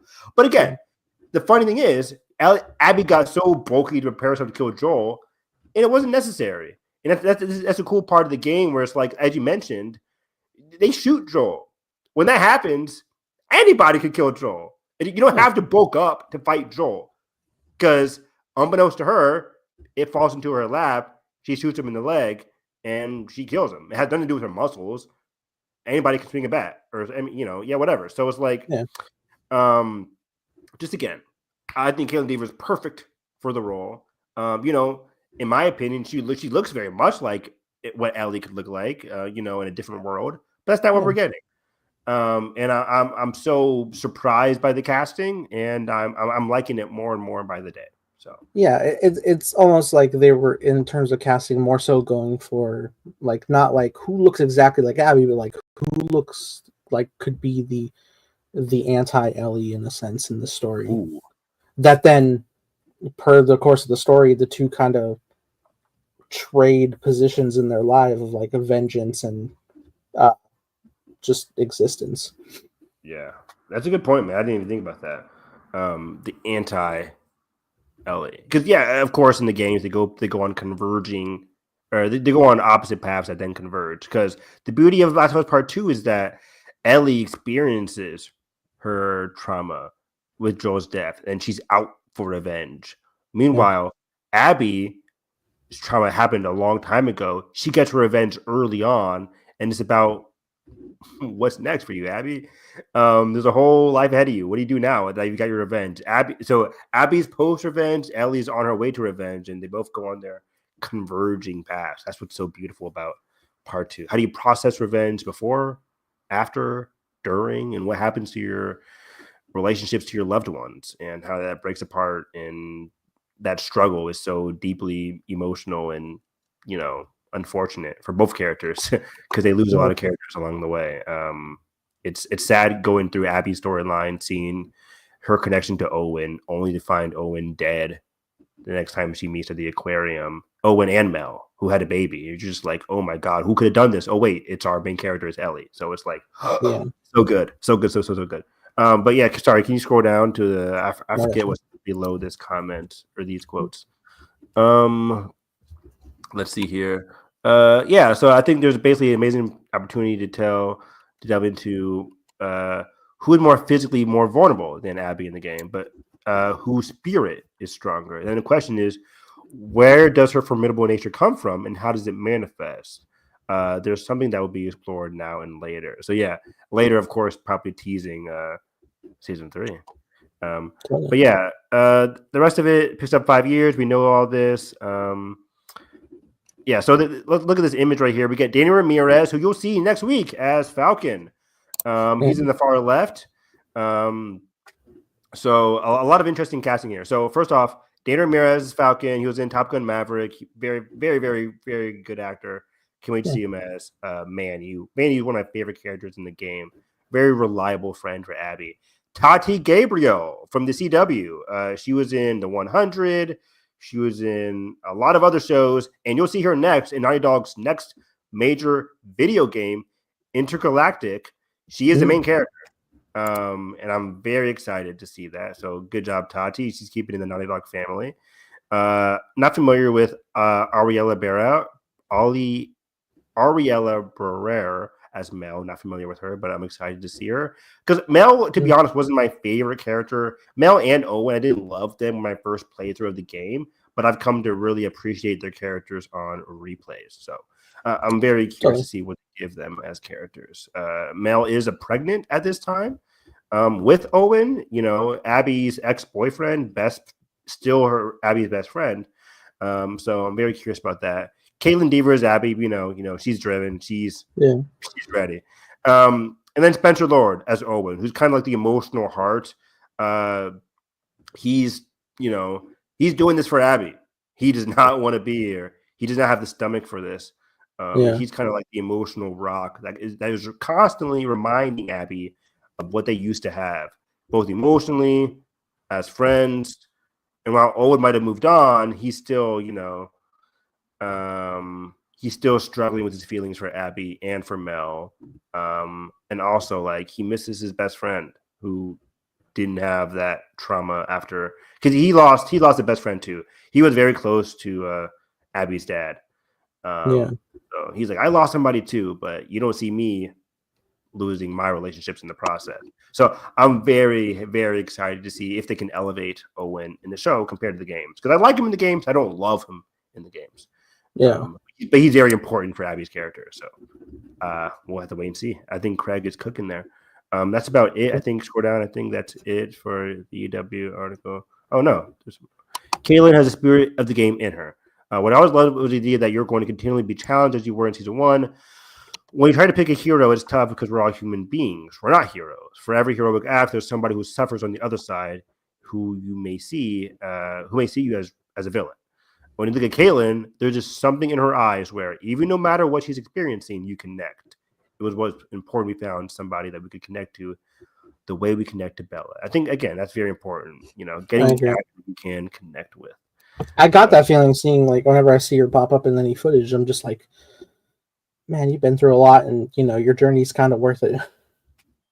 Yeah. Yeah, and they said, I love the last comment there. Like, we would never reconsider recasting or whatever. It's like they're sticking with her. They're sticking with her actors, and they're confident. So yeah, coming out in April. Specific date not happening yet. So what's do you have the other one? Yeah, 1 second. Cool. Because I think this other one talks about like the tone of season 2, which is balls to the wall. They say. I'm kidding. I don't think they say that. I don't really get the balls to the wall. Is that a basketball term? Maybe like dodgeball. Maybe just like throwing everything. Dodgeball. You got.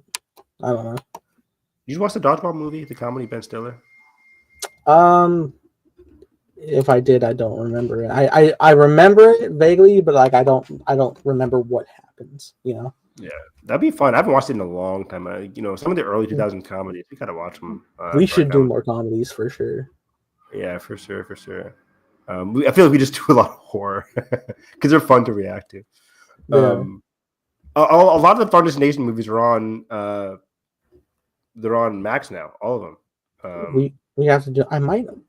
Do I own we have them? to do that. Oh, do you? I might have the 5 movie pack. Maybe. Do I? Nice. I have to check. But yeah, this confirms that we are getting 7 episodes for season 2. We already got our first look at Abby's crew, but this article is talking about the how season 2 packs quite a wallop, and creators set the stage for a high calorie, dense episode. So it is unfortunate that this day and age we're only getting like 7 episodes of it. Oh, whoops! Can you hear me? Yeah, I hear. Yeah. It says that we're getting 7 episodes of a show. But let's talk about here these comments. So let me see, where should I begin? So for the second paragraph, he says, we're talking about game 2, and in fact, there's a lot of changes, some small adjustments, sometimes bigger. And this is what I'm expecting. I'm expecting a lot of changes. Even some people have seen like leaks of the show, not leaks, but just like, certain scoopers have alluded to a lot of changes. He says, so even before game 2 came out, we were deep in conversations about where the characters are going and ultimately what we're trying thematically to say with this whole story. That's so fascinating to me because it was supposed to come out in like 2019. They got delayed to 2020 with the whole COVID stuff. Did it come out in 2020 or was it 2021? I think it was 2020. I think 2020. I forget. Yeah, 2020 makes sense. And yeah, they're talking about all the traumatic stuff. Can you scroll down a little bit? Yeah, They're talking about the traumatic, release of the game, which I bet it was awful because the whole leaks and shit like that. Yeah, let me see here. Yeah, there's a lot of very negative things happening all at once. It's one of those stories that will be stuck with you forever, or stuck with me forever. He's talking about himself, Neil Druckmann. But our brand is that we pander to no one. What we do what's best. We do what's best for the story, and whatever happens, happens. Let's go down there. Can you zoom in on this image here before you zoom in? I do like seeing Bella Ramsey as Ella here, and Young Mazzino as Jesse. I think as soon as I saw that he was getting cast as Jesse, I'm like, wow, that looks really 1-to-1. Really great casting on that part. Looks hard at everything, but I'm excited to see his performance. Jesse is a very fan favorite character, and I can't wait to see what him and Bella get into. They need to have that chemistry. Gotta have it. So of course, this is the dance sequence, by the way, which is one of the first scenes of the game. This is probably episode 1, early on, episode 1. Yeah. Okay, let's see here. Bella Ramsey, talking about the show.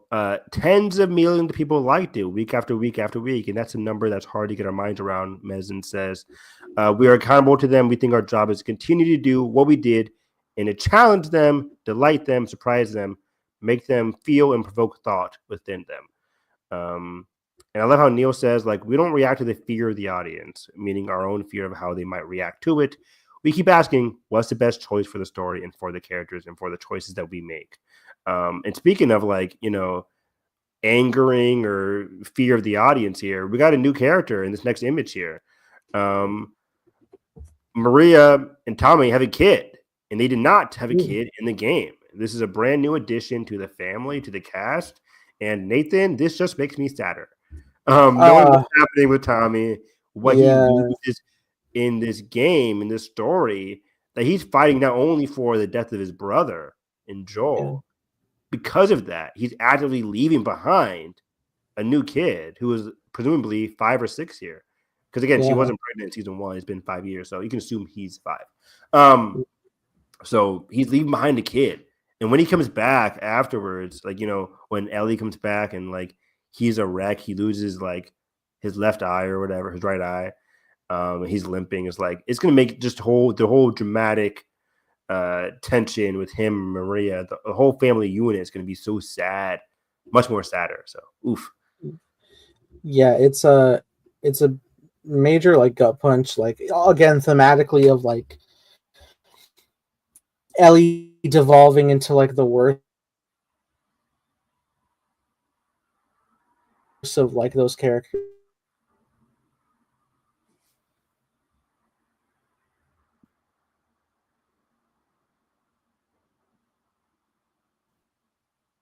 Yeah, I'm losing you a little bit. And Walks away from the responsibility of being goes off to find Abby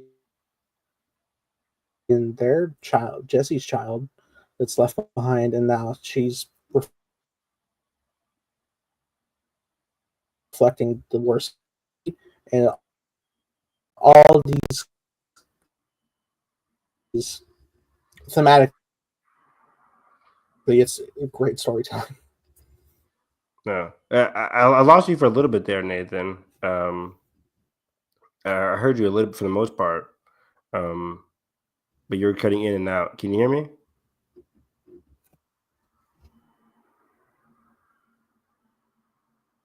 Hello?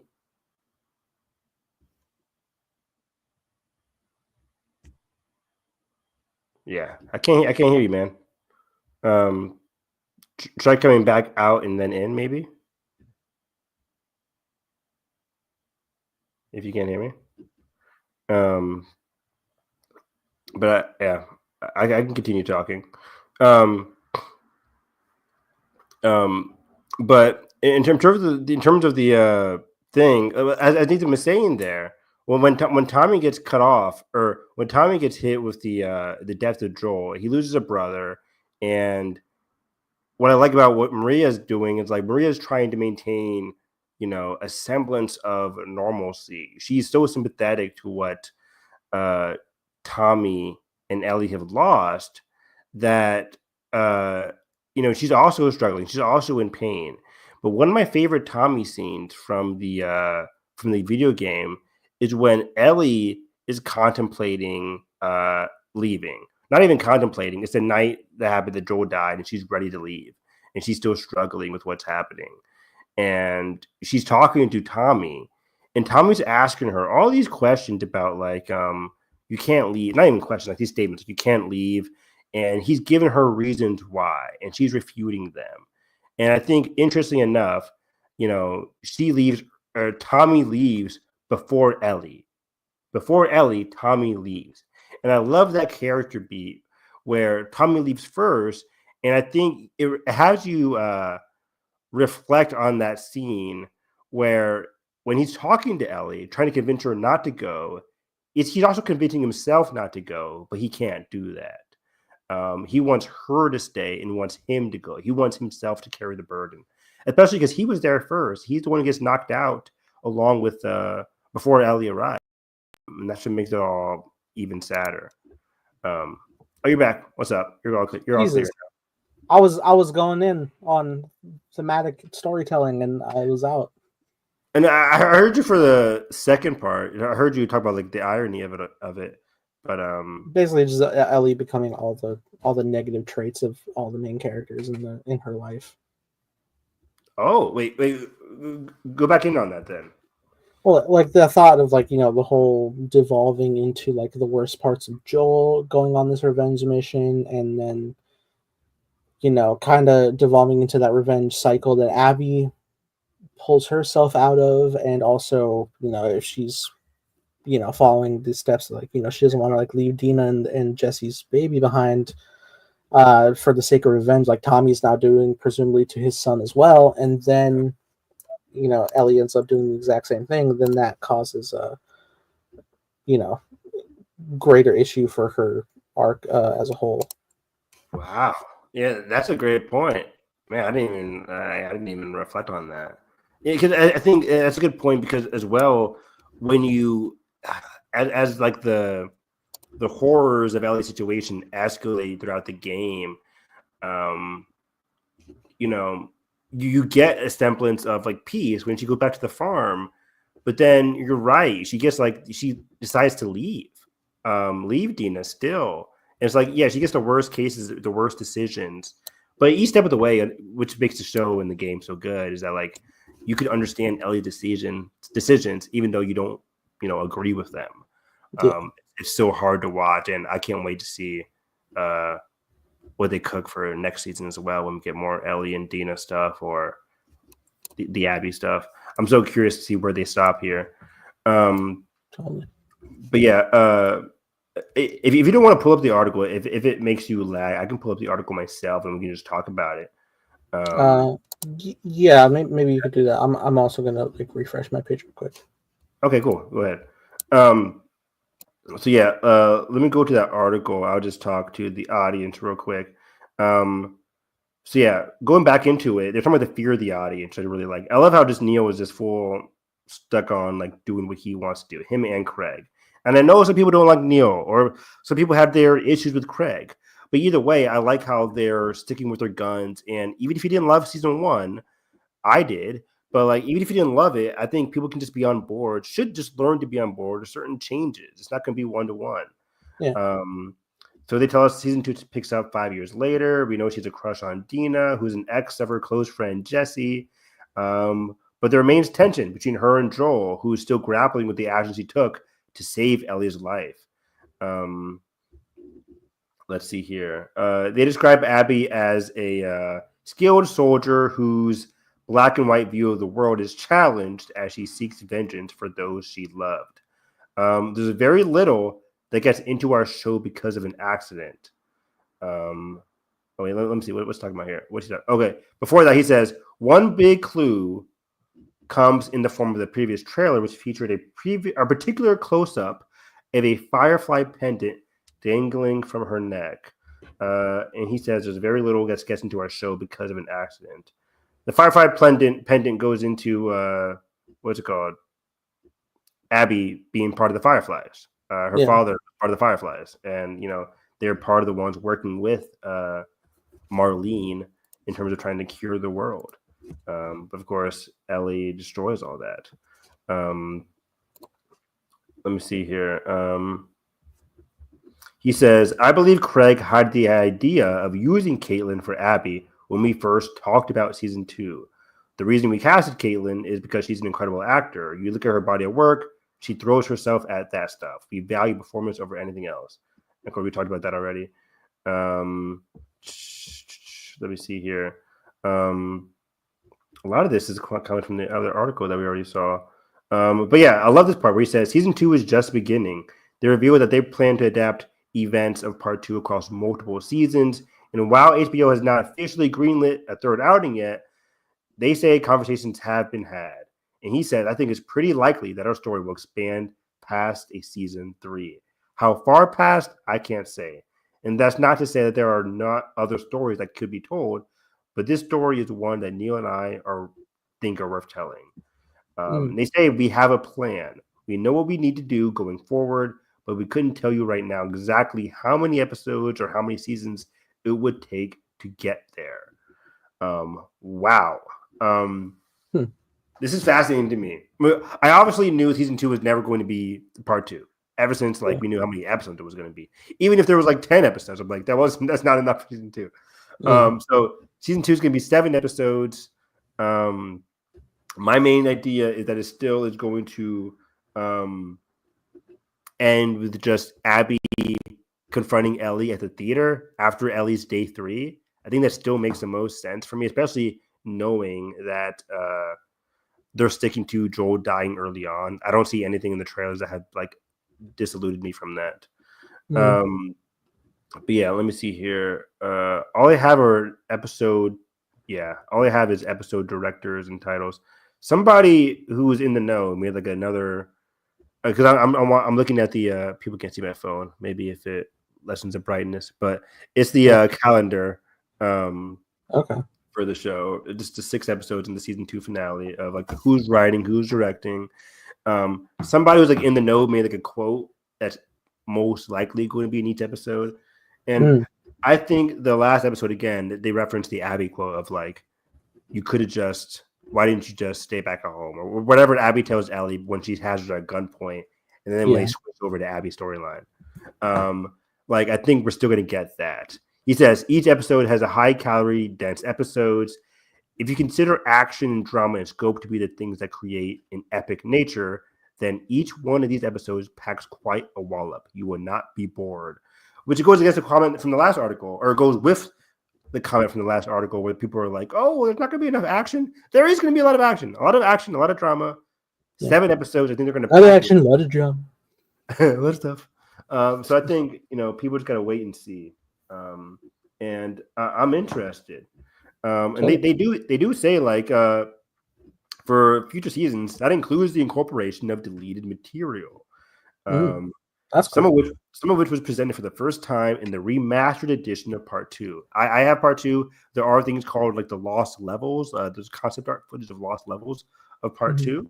So he says that particular material is pretty brutal, but I'm very excited for people to see it. Catherine O'Hara is just one of those examples. She will appear in a role that we haven't seen in the game, and she's not the only one. If people forget, Catherine O'Hara is apparently playing Joel's therapist or somebody he talks to in Jackson, which I've already seen complaints about that too. Where it's Joel in the game would never have a therapist. It's as soon as you say a character would never have X, Y, and Z, that's when you've lost the plot. Yeah. A character, you can't have a character just not have certain things because you think whatever. When it's a creative decision on the character from the person who made the character, I feel come on. Right? What are we doing here? So he says it's similar to what we did with Frank in season 1, where Frank had a whole new storyline. And speaking of speaking of characters that were not in the game, but will be prevalent in the show. Like again, Frank was not a character in the game. Frank was Bill's boyfriend who was like hung up. But then he was in notes. He was in notes. They do mention where's the quote here? I'll look for it. I can't find it. But in one of these articles, he mentions that like a prominent character from part 2 who is talked about a lot will have a bigger role in this season and what's to come as well.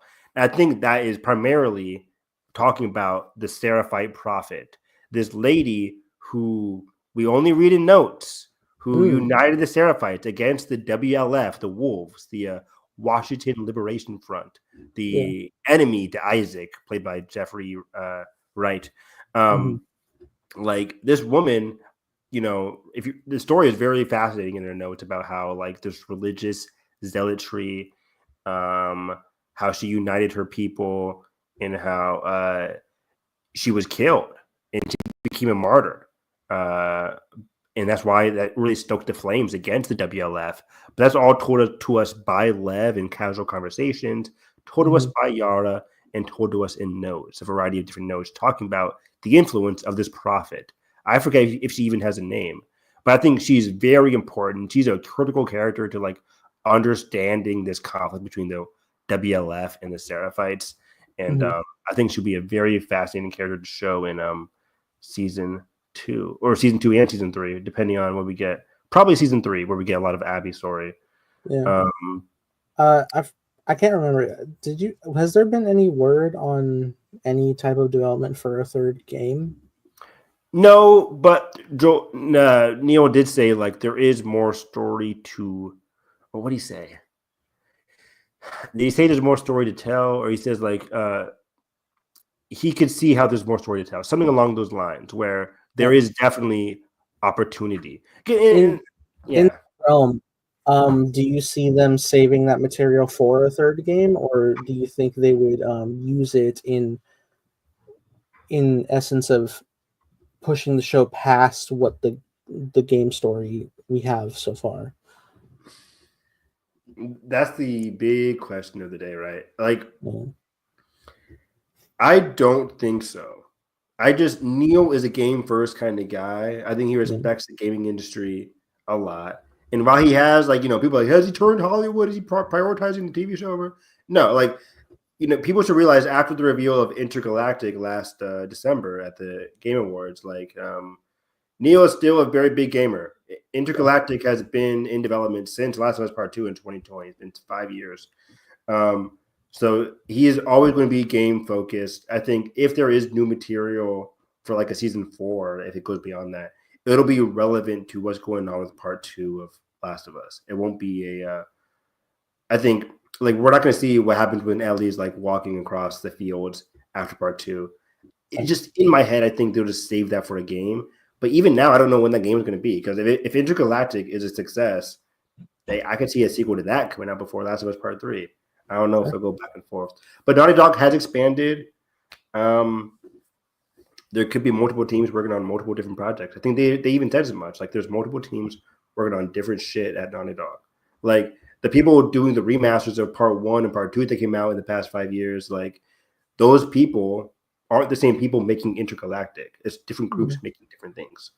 So I think in general, to answer your question, no, I don't think we'll get any post Part 2 stuff. In like a season. But we'll know. Season 4, like what? It took 2 years for this show to come out. Season 3 is probably going to be 2027. Season 4 is going to be 2029. By then, anything's possible. We could have another game by then. So we'll have to wait and see. But yeah, that's about it. Trying to see here. Yeah, EW tried to ask him about structure of the story, and they didn't want to say anything else because he's like, that would be a spoiler. I mean, both the game and the series were probably going to offer non-linear storytelling just the same. And before we leave today, I want to talk about some of the Jurassic Park stuff, because we are getting a trailer tomorrow morning, which is very exciting. Man, there's a lot of news that we didn't even get to today. Yeah, we're already at we got a lot of thoughts on a lot of topics. A lot of topics. That's how we do it here, guys. But Jurassic Park here, and this is what's very fascinating about Jurassic Rebirth. I just wasn't excited for this, but I gotta tell you, Nathan. Oh, I gotta what flipped tell you? What flipped you? I've read this article. the look of the teasers that we've seen so far, the look of the images from this Vanity Fair article. I haven't read it myself in too much detail, but I'll go through it right now. Actually, I'll talk about the snippets that I've got from other people. But I'm just really on board with the look. Gareth Edwards, for as much I don't love a lot of his movies, sorry. Like I'm not the biggest fan of Rogue One. Is he even the writer on these? Like though. What was the last movie he did? The one with John The Creator. Was that an adaptation of something, or was that a fully original? I don't know. I really liked it though. I wanted to love it. And it has some great ideas, but I don't know if I fully like. Let me see. It was conceived, directed, and produced by Gareth Edwards, who co-wrote it with Chris Weitz. So it was kind of like his thing. Yeah, it was original. Either way, I'm just not loving the character work in his movies. His character work just always falls flat for me. But that's hard to judge until I see the movie. So far, I like the look of his movies compared to any of the Jurassic World movies we've seen thus far. So one of the first things that people are excited about is that the river raft sequence is confirmed to now appear in Jurassic World Rebirth. Marshall has revealed that it's a sequence in which, let's see here, Dr. Grant and the two children, who are not characters in the new movie, attempt to drift through a lagoon in a rubber raft without waking up a slumbering T-Rex. They don't succeed. And they end up paddling for their lives. This was in the books, and now it's going to be in the TV show, in the movie. That is very interesting because that was a thing that was like, so yeah, it was in the original Jurassic Park book. They didn't adapt it, obviously. I could see why at the time, like they were already doing so much with the animatronics. Like, how the fuck are we going to do a water sequence? The animatronics back then hate water. The T-Rex would be shaking in the rain that they had, just the rain. And they did like something kind of similar in Jurassic Park 3 with the Spinosaurus. But the idea of like the rubber raft is just screams like even more vulnerable and more dangerous, more perilous. I think some video games at the time doing Jurassic Park games were adapting those as levels, and there might be, I think, was there a ride made of that? Of which part? Of the missing sequence, I think maybe like because I think the Jurassic Park ride is kind of like drifting through water, isn't it? And then it like ends with like the big T-Rex jump scare before you drop. I remember getting wet a lot at that ride at Universal. Yeah, I've never been to Universal, and I really want to go. You've never been to Universal? You're a Florida person. How you've not been to Universal? That's shocking. Because it's in Orlando, which is 2.5 hours away by car, and I don't drive. There we go. And also, it's insane because like it's the one theme park. It's like ride the movies. And they're like, I love movies. Why aren't I there? Why aren't you doing this? Halloween Horror Nights. That sounds amazing. But what I love here from Frank Marshall, who we just talked about, who just is writing this and is on board. He said he felt that audiences have seen them, dinosaurs, been revived from extinction, let loose, run amok. They see them so often that the awe has been replaced by a shrug. Dinosaurs no longer inspire love. So he says he felt like going back to the original, Rebirth should lean into causing fear. After completing 2 trilogies of films, billions of dollars, he says, I've always said the visuals are always great. CGI is a great tool, but it makes you lazy because you can do anything. He says it's got to be dangerous. And that became the mission for Rebirth. You're in a new place. You don't know what's around the corner. You got a different jungle. You got more water, higher cliffs. There's a little bit of everything that's scary. Add to that a new array of creatures literally engineered to trigger fight or flight. That's really interesting. I like that. I like bringing back the horror elements of the dinosaurs. And let's get into the plot here. So he says the story follows the members of a recovery team led by Scarlett Johansson, Jonathan Bailey, and Mahershala Ali, the trio, as they venture into an island near the equator that was once the home to the first Jurassic Park's research lab. The squad is trying to retrieve genetic material that could lead to a medical breakthrough for humanity. But 3 decades later, the mistakes made at that ruined facility have not gone away. They have endured and only grown bigger. These are dinosaurs that didn't work. These are dinosaurs that there's some mutations in there. They're all based on a real dinosaur research, but they look a little different. Hence the sci-fi of it all. That's interesting. So he says, imagine or at least I don't think this is him. I think this is the article. Imagine the nightmare version of the giant lizards that evolved naturally millions of years ago. Rebirth director Gareth Edwards says, when you make a creature, you get a big, massive pot. You pour in your favorite monsters from other films and books. He says, and going along with that, there are a few. Let me see here. Adding to his Rebirth dinosaur inspiration were a few other favorites outside of Godzilla. He says a skeletal xenomorph from Alien, the dungeon behemoth from Return of the Jedi, Rancor, and the original big bad from Jurassic Park, the original T-Rex. Those references turn up all in one particularly twisted dinosaur that turns up in the trailer coming Wednesday. He says some Rancor went in there, a little bit of T-Rex in there, Gareth Edwards says. So that's very exciting. Apparently, we're getting some kind of kaiju-esque monster tomorrow morning. That's very exciting.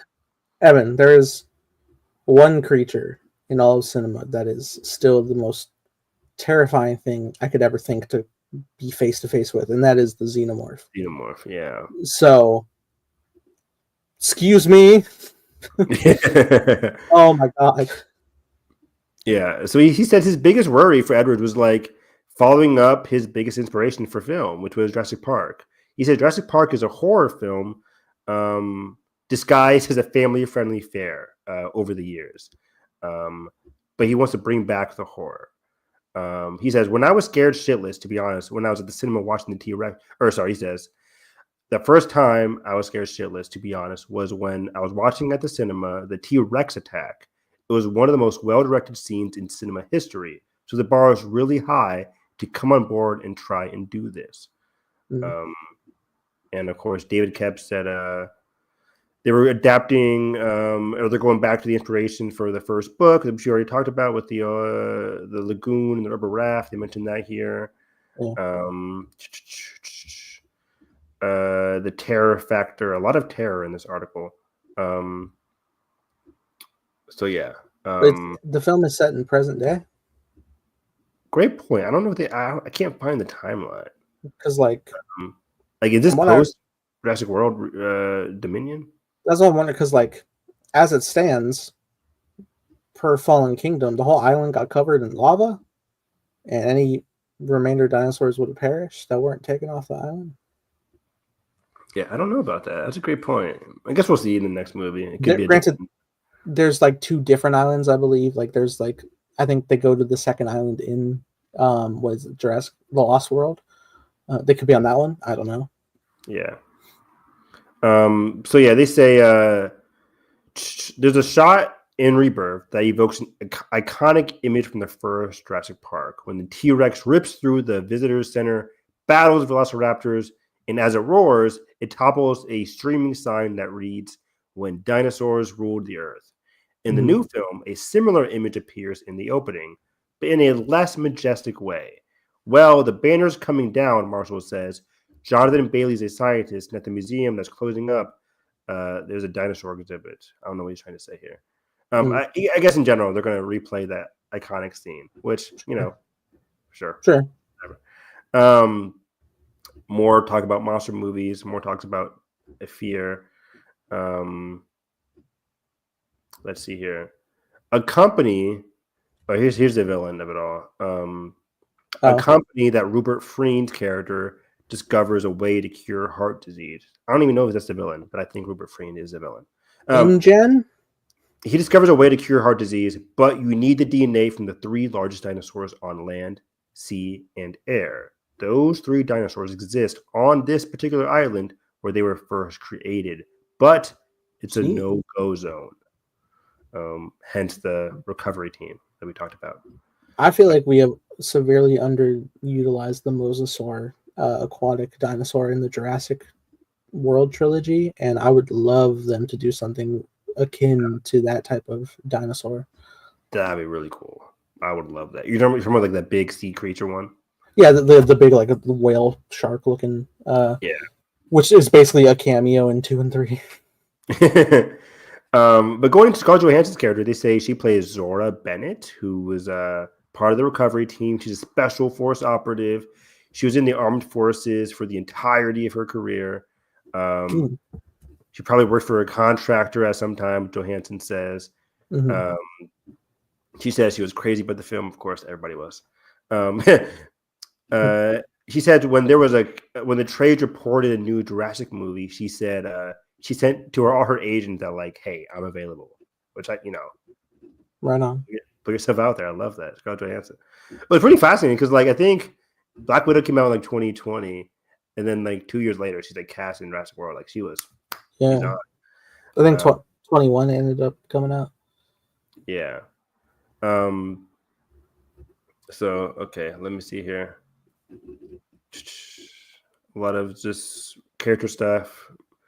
So she's I know how it'll go. she's less of a mercenary, and she's yeah. Whatever. They'll be like, hey, we got an easy job for you, in and out, 20 minutes. You in? Yeah, sure, lots of money. Hey, we didn't sign up for this. We're getting out of here. You come back with my assets. Fuck that. We're getting out of here. Ah! She does say she's burnt out. She's a person who's at a professional crossroads. So, one last job. Just want to feel something. Jonathan Bailey, though, has a callback to the original Jurassic Park. He hints his paleontology character, which is called Dr. Henry Loomis, has a history with Sam Neill's intrepid character. He said, I've always wanted to make Dr. Alan Grant proud. You'll have to wait and see what kind of link is between Alan Grant and my character, Henry Loomis. People have like called back to the first Jurassic Park movie where there's a kid at the excavation site. It's like, could it be that kid or whatever? It's they like, keep doing that. Sure, whatever. The kids know. Yeah, right. We all said that for Iron Man 2. It was like, oh, this kid Peter Parker is like, yeah, sure it is. Yeah, if you want to fill that in, and I was like, okay, yeah, sure, but like that thematically works because they have a bond already. But like, yeah, who is that kid? mm-hmm. Like, what? Even if it was like that same kid, it's like, okay, why? Yeah, the kid he's scarred by like threatening to cut open his stomach. I always wanted to make him proud. What? Like, I think I gave me nightmares. But yeah, he does mention here that Bailey's character is a bit more cerebral and big. He's not singing and dancing like he is in Wicked. Dancing through parks. I love that. Violent and dangerous. He says he's not combat ready, which places him at great risk when he lands on the island of misfit dinosaurs, they say. That's funny as hell. So yeah, again, this whole dinosaur park is the first park, a lot of mutations, a lot of unique stuff. So I think we're gonna see a lot of interesting looking dinosaurs tomorrow morning. Yeah. He says his strengths are compassion and enthusiasm and hunger for the natural world. He's like the Indiana Jones, like this belongs in a museum. Kind of this stuff. Belongs in a test tube. He even says there was a callback to like the whole egg scene in Raiders of the Lost Ark in this movie. Well, I'm thinking of the egg scenes in Jurassic Park 3. Oh, yeah. Did you take the egg? I thought we could make a lot of money. He's like, you fucking asshole. No. Yeah, he does say that. Something like that. I'm trying to look for the actor that plays Rhino in Craven. Who is? The guy in Jurassic Park 3 who takes the eggs. Yeah. Wait. Is it? I was like, Yeah. I was like, I knew that face from something. Yeah, it is. That's funny. He's gotten old. For Mahershala Ali, what's his character? Trying to look for him. Ali. Where's Mahershala Ali at? Let me see here. I can't find him. Okay, there we go. Plays Duncan Kincaid.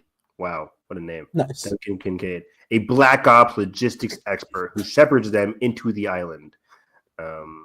Duncan Yeah. Kincaid. He has elements of Robert Shaw's character, Quint, from Jaws. Of course, that's cool. That definitely puts into perspective the kind of character he is. Yeah. He's a guy who's at this point in his life has chosen to live off the grid. You think he does? He's a good friend of Zora, played by Scarlett Johansson. He's always willing to help out when she needs something handled covertly. He's a good-spirited guy, but he's definitely been through some tragedy in his life. He's learned to live with his wounds, and he's making the best of life what he has. Okay. And then the rest goes into Mahershala Ali being a fantastic actor, which we know that. He's going to be lovable to the audience, he mentioned. He's excited to be in big blockbuster films. That's about it. Yeah. I like a lot of this, especially the whole fear and like the whole multiple unique dinosaurs and all that kind of stuff. The Spinosaurus was also mentioned. There's going to be the T-Rex, multiple Spinosauruses, and a Mosasaurus will appear. Mosasaur? Mosasaurus, maybe that's what they're saying. Okay, that's the aquatic one I was talking about in Jurassic. Okay, cool. Yeah. Nice. I just read like the Twitter, the debrief. Gotcha. So yeah, there's a lot of stuff. Land, sea, air. There's gonna be a lot of horror throughout this whole thing. Love it. Before we leave, I know 2 hours and 26 minutes. Oh boy. Did you hear about Simu Liu is doing a movie called Sleeping Dogs? Yeah. I love the game. It came out on the PS3 or PS4? One of those. It's like a Asian kung fu / Grand Theft Auto type of thing where it's like it gives you free reign to get in a car, run some people over, but it's also very much way more story driven than like your Rockstar games where you can just do open world shit. Any connection to Watch Dogs? You said? Yeah, any connection? Not at all. Not at all.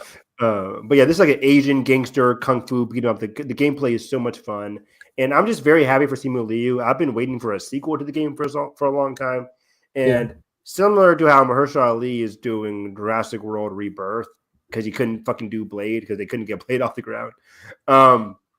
I'm happy that Simu Liu, if they can't get Shang-Chi 2 off the ground anytime soon, put yourself out there, do a Sleeping Dogs movie where you're the main character. And people have been asking for an adaptation of this, a movie in particular, because it's very badass. You're beating up gangsters and stuff like that. And the main character is very cool. He's like a undercover cop who gets into like the triads, or I don't know if it's a triad, or he gets into a gang. And of course, you're in too deep. you get your cliches and stuff, but it's a very, very, very fun game. I think the PS4 version is still available. People always want that 60 FPS. They want a remake of the game, of course. But it's very cool, very fun. And again, I'm just very happy for Simu Liu. And I was reading the comics because, people hate Simu Liu for some reason now these days. But reading all the comments, and they were very happy. So I'm like, maybe this is turning people around. Yeah, have you evolved from hating him for no reason? Is the future truly set?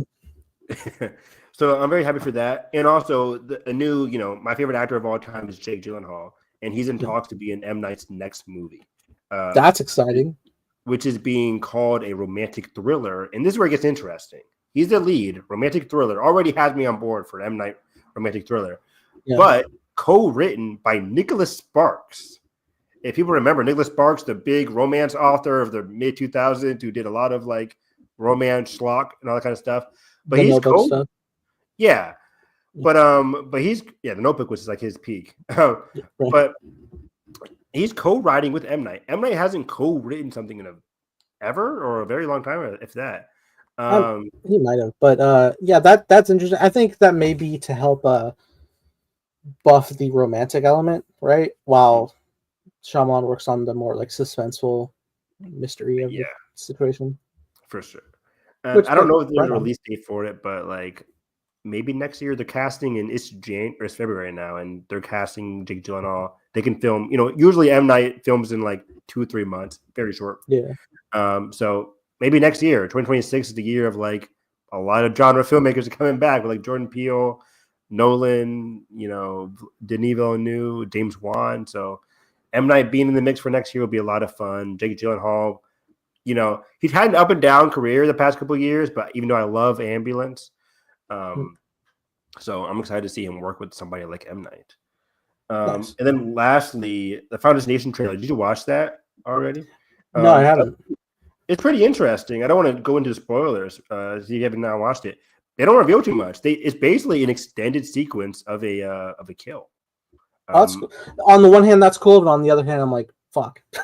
And that's all I'll say. And somebody who there's this horror Twitter person I follow. They say like this isn't revealing the whole thing. So I do have a worry too. Cool. I was like, oh man, I wanted to see this in theaters, but it's like it's 2 minutes, and I'm watching it, and it seems like edited very like quickly to get that trailer release out there. I assume there's more to the story there. More to the story, more tension to breathe. Yeah. I heard that they got stuff done with Tony Todd for it, which is Tony Todd is confirmed to be in the movie, which is that's wonderful. And that's wonderful. I cannot wait for this movie, man. It's like Scream and Founders Nation are up there for like best. And now that we watched Saw, like that's also up there in terms of favorite horror franchises. When is it set to come out? May 25th, I think. Okay. And we said we wanted to do this for commentary, so I think we definitely will be hitting this. Well, we'll definitely will. I cannot wait. So yeah, that's kind of the big thing. They also revealed some Megan 2 stuff. Funnily enough, the person in it's Megan Shin, right? 2, it's Shin from Ahsoka. I saw the discussing film 2 pictures, and I had to do a double take. I was like, Shin. So it's set 2 years after the first film. It's called Megan 2.0. Megan's AI tech has been stolen and used to create a military-grade weapon called Amelia. Amelia is played by Ivana Sakno from Ahsoka, Shin, who goes rogue and become your antagonist. Who do they get to defeat her? Well, Megan is resurrected to save humanity with upgrades making her faster, stronger, and more lethal. So basically, this is T2. Okay. I had a different thought. Well, first off, I still haven't watched the first Megan, which is crazy. I need to. Oh wow. I thought you did. Yeah. But Peacock. it's funny because I read this and I was like, this sounds like the plot of one of these Godzilla films I like. Which is like Godzilla versus King Ghidorah, which like if you don't know it, it's funny. There's like it's a plot with aliens, as there always are. But like these like aliens posing as humans are like, hey, we have like this time travel technology. Like for you, what we'd like to do for you, because we come from a future that Godzilla ravages our home. We want to go back to before Godzilla was mutated by the bomb and just erase him from history. Erase the Godzilla sword that mutated. And they were like, okay, cool, let's do that. But not knowing what's up, they like leave like these like 3 little creatures that end up mutating together into Ghidorah. And so they get back to the present, and it's like, well, fuck, Ghidorah's here, but we don't have Godzilla to defeat him. So then they launch this nuclear test in hopes that a new Godzilla emerges, and it does, and he's like bigger and meaner, and he's able to kill Ghidorah. But now, fuck, we have Godzilla to worry about. What do we do? So they resurrect Ghidorah by making him a cyborg mecha Ghidorah to defeat Godzilla. Wow. It's insane. But it's really good. When they resurrect Godzilla, like, how did that happen so fast? It just... I have to like reconfirm but I think they just mutate, like a creature in the ocean just gets mutated. You gotta watch it. Again, I had so much fun watching like the OG Godzilla film 2 years ago now. I would love to watch more of those old crazy movies. Absolutely. But yeah, this gave me big T2 vibes where she's the villain in the first one, you're scared as hell of her, and then the second one, she's the hero now. Now here's the question to pose. Do you think she's actually going to be like a good guy, or is it just going to be like, well, fuck, she's still a villain? I think she'll be good. I think they'll make her nice and like heroic because I think it goes with the fans as well. Fans liked Megan, and they watch this one. They're like, oh, now our love of the first film will transcend the movie, where it's gonna be like, oh, now we love Megan the hero. So I think they'll make her nice. I think they'll make her cool. If like we keep going with sequels, though, is Megan just like fighting other robots the whole time? Yes. Hell yes. It just is Terminator. It just is Terminator. She'll say like, time travel. Like, take my hand if you want to live. Like we're getting those lines. We're getting the T2 lines. Like, talk to the hound. You know, take my hand if you want to slay. Yeah. And I can't wait. They showed like a teaser trailer, but it's not even a teaser trailer. It's just her like dancing. Yeah, I saw that like silhouette announcement. So we'll see about that. And besides that, that's about it for our movie news. Super Bowl trailers were happening. They'll show what we talked about: Final Destination, maybe Jurassic World, Fantastic Four, Thunderbolts. Yeah. I don't think anything big is happening. Basically, no Superman. They did. No, I think that they probably will air that spot that recently played. Online, but it's nothing new. Yeah, WB hardly ever does like big spots at Super Bowls. It's always been like a Disney kind of thing or Netflix. But yeah, we'll see if anything new gets reported, and we'll talk about it next week. I think next week, if you're down, we could talk about Spider-Man stuff every week because there's like 3 episodes happening. There's a lot of content to talk about. Yeah, I'm done. So yeah, we'll come back next week. But yeah, I didn't think this was going to be a big podcast, but I like to talk. I like to rant. I like to, that's how we do it here on My Cup of Tea. We make the subscriptions worth it, people. Quantity over quality. Yes. Hell yes. So yeah, tonight we're supposed to do Andor stuff, so we'll do that later in the week as well, or maybe this weekend. Do you want to do Thursday? Thursday could work. We'll see. But yeah, like and subscribe, everybody, because we're giving you the delicious content. Totally. Where can they find you? They can find me on Twitter, HarrisEV9. Still trying to save the Acolyte, but also trying to get Castlevania Nocturne renewed. They're doing better than season 1, where that was so far. I just love the Castlevania franchise. I've been retweeting a lot of the art from season 2. A lot of the creators and writers and animators have had so much talented work on social media that I like to watch and view and appreciate. Besides that, yeah, I'm also loving Severance. It's like the best show on TV. It's excellent. It's also a Thursday show. So yeah, that's. I started watching Shrinking. Oh, how is that on Apple TV? I've not watched Shrinking. I'm loving it.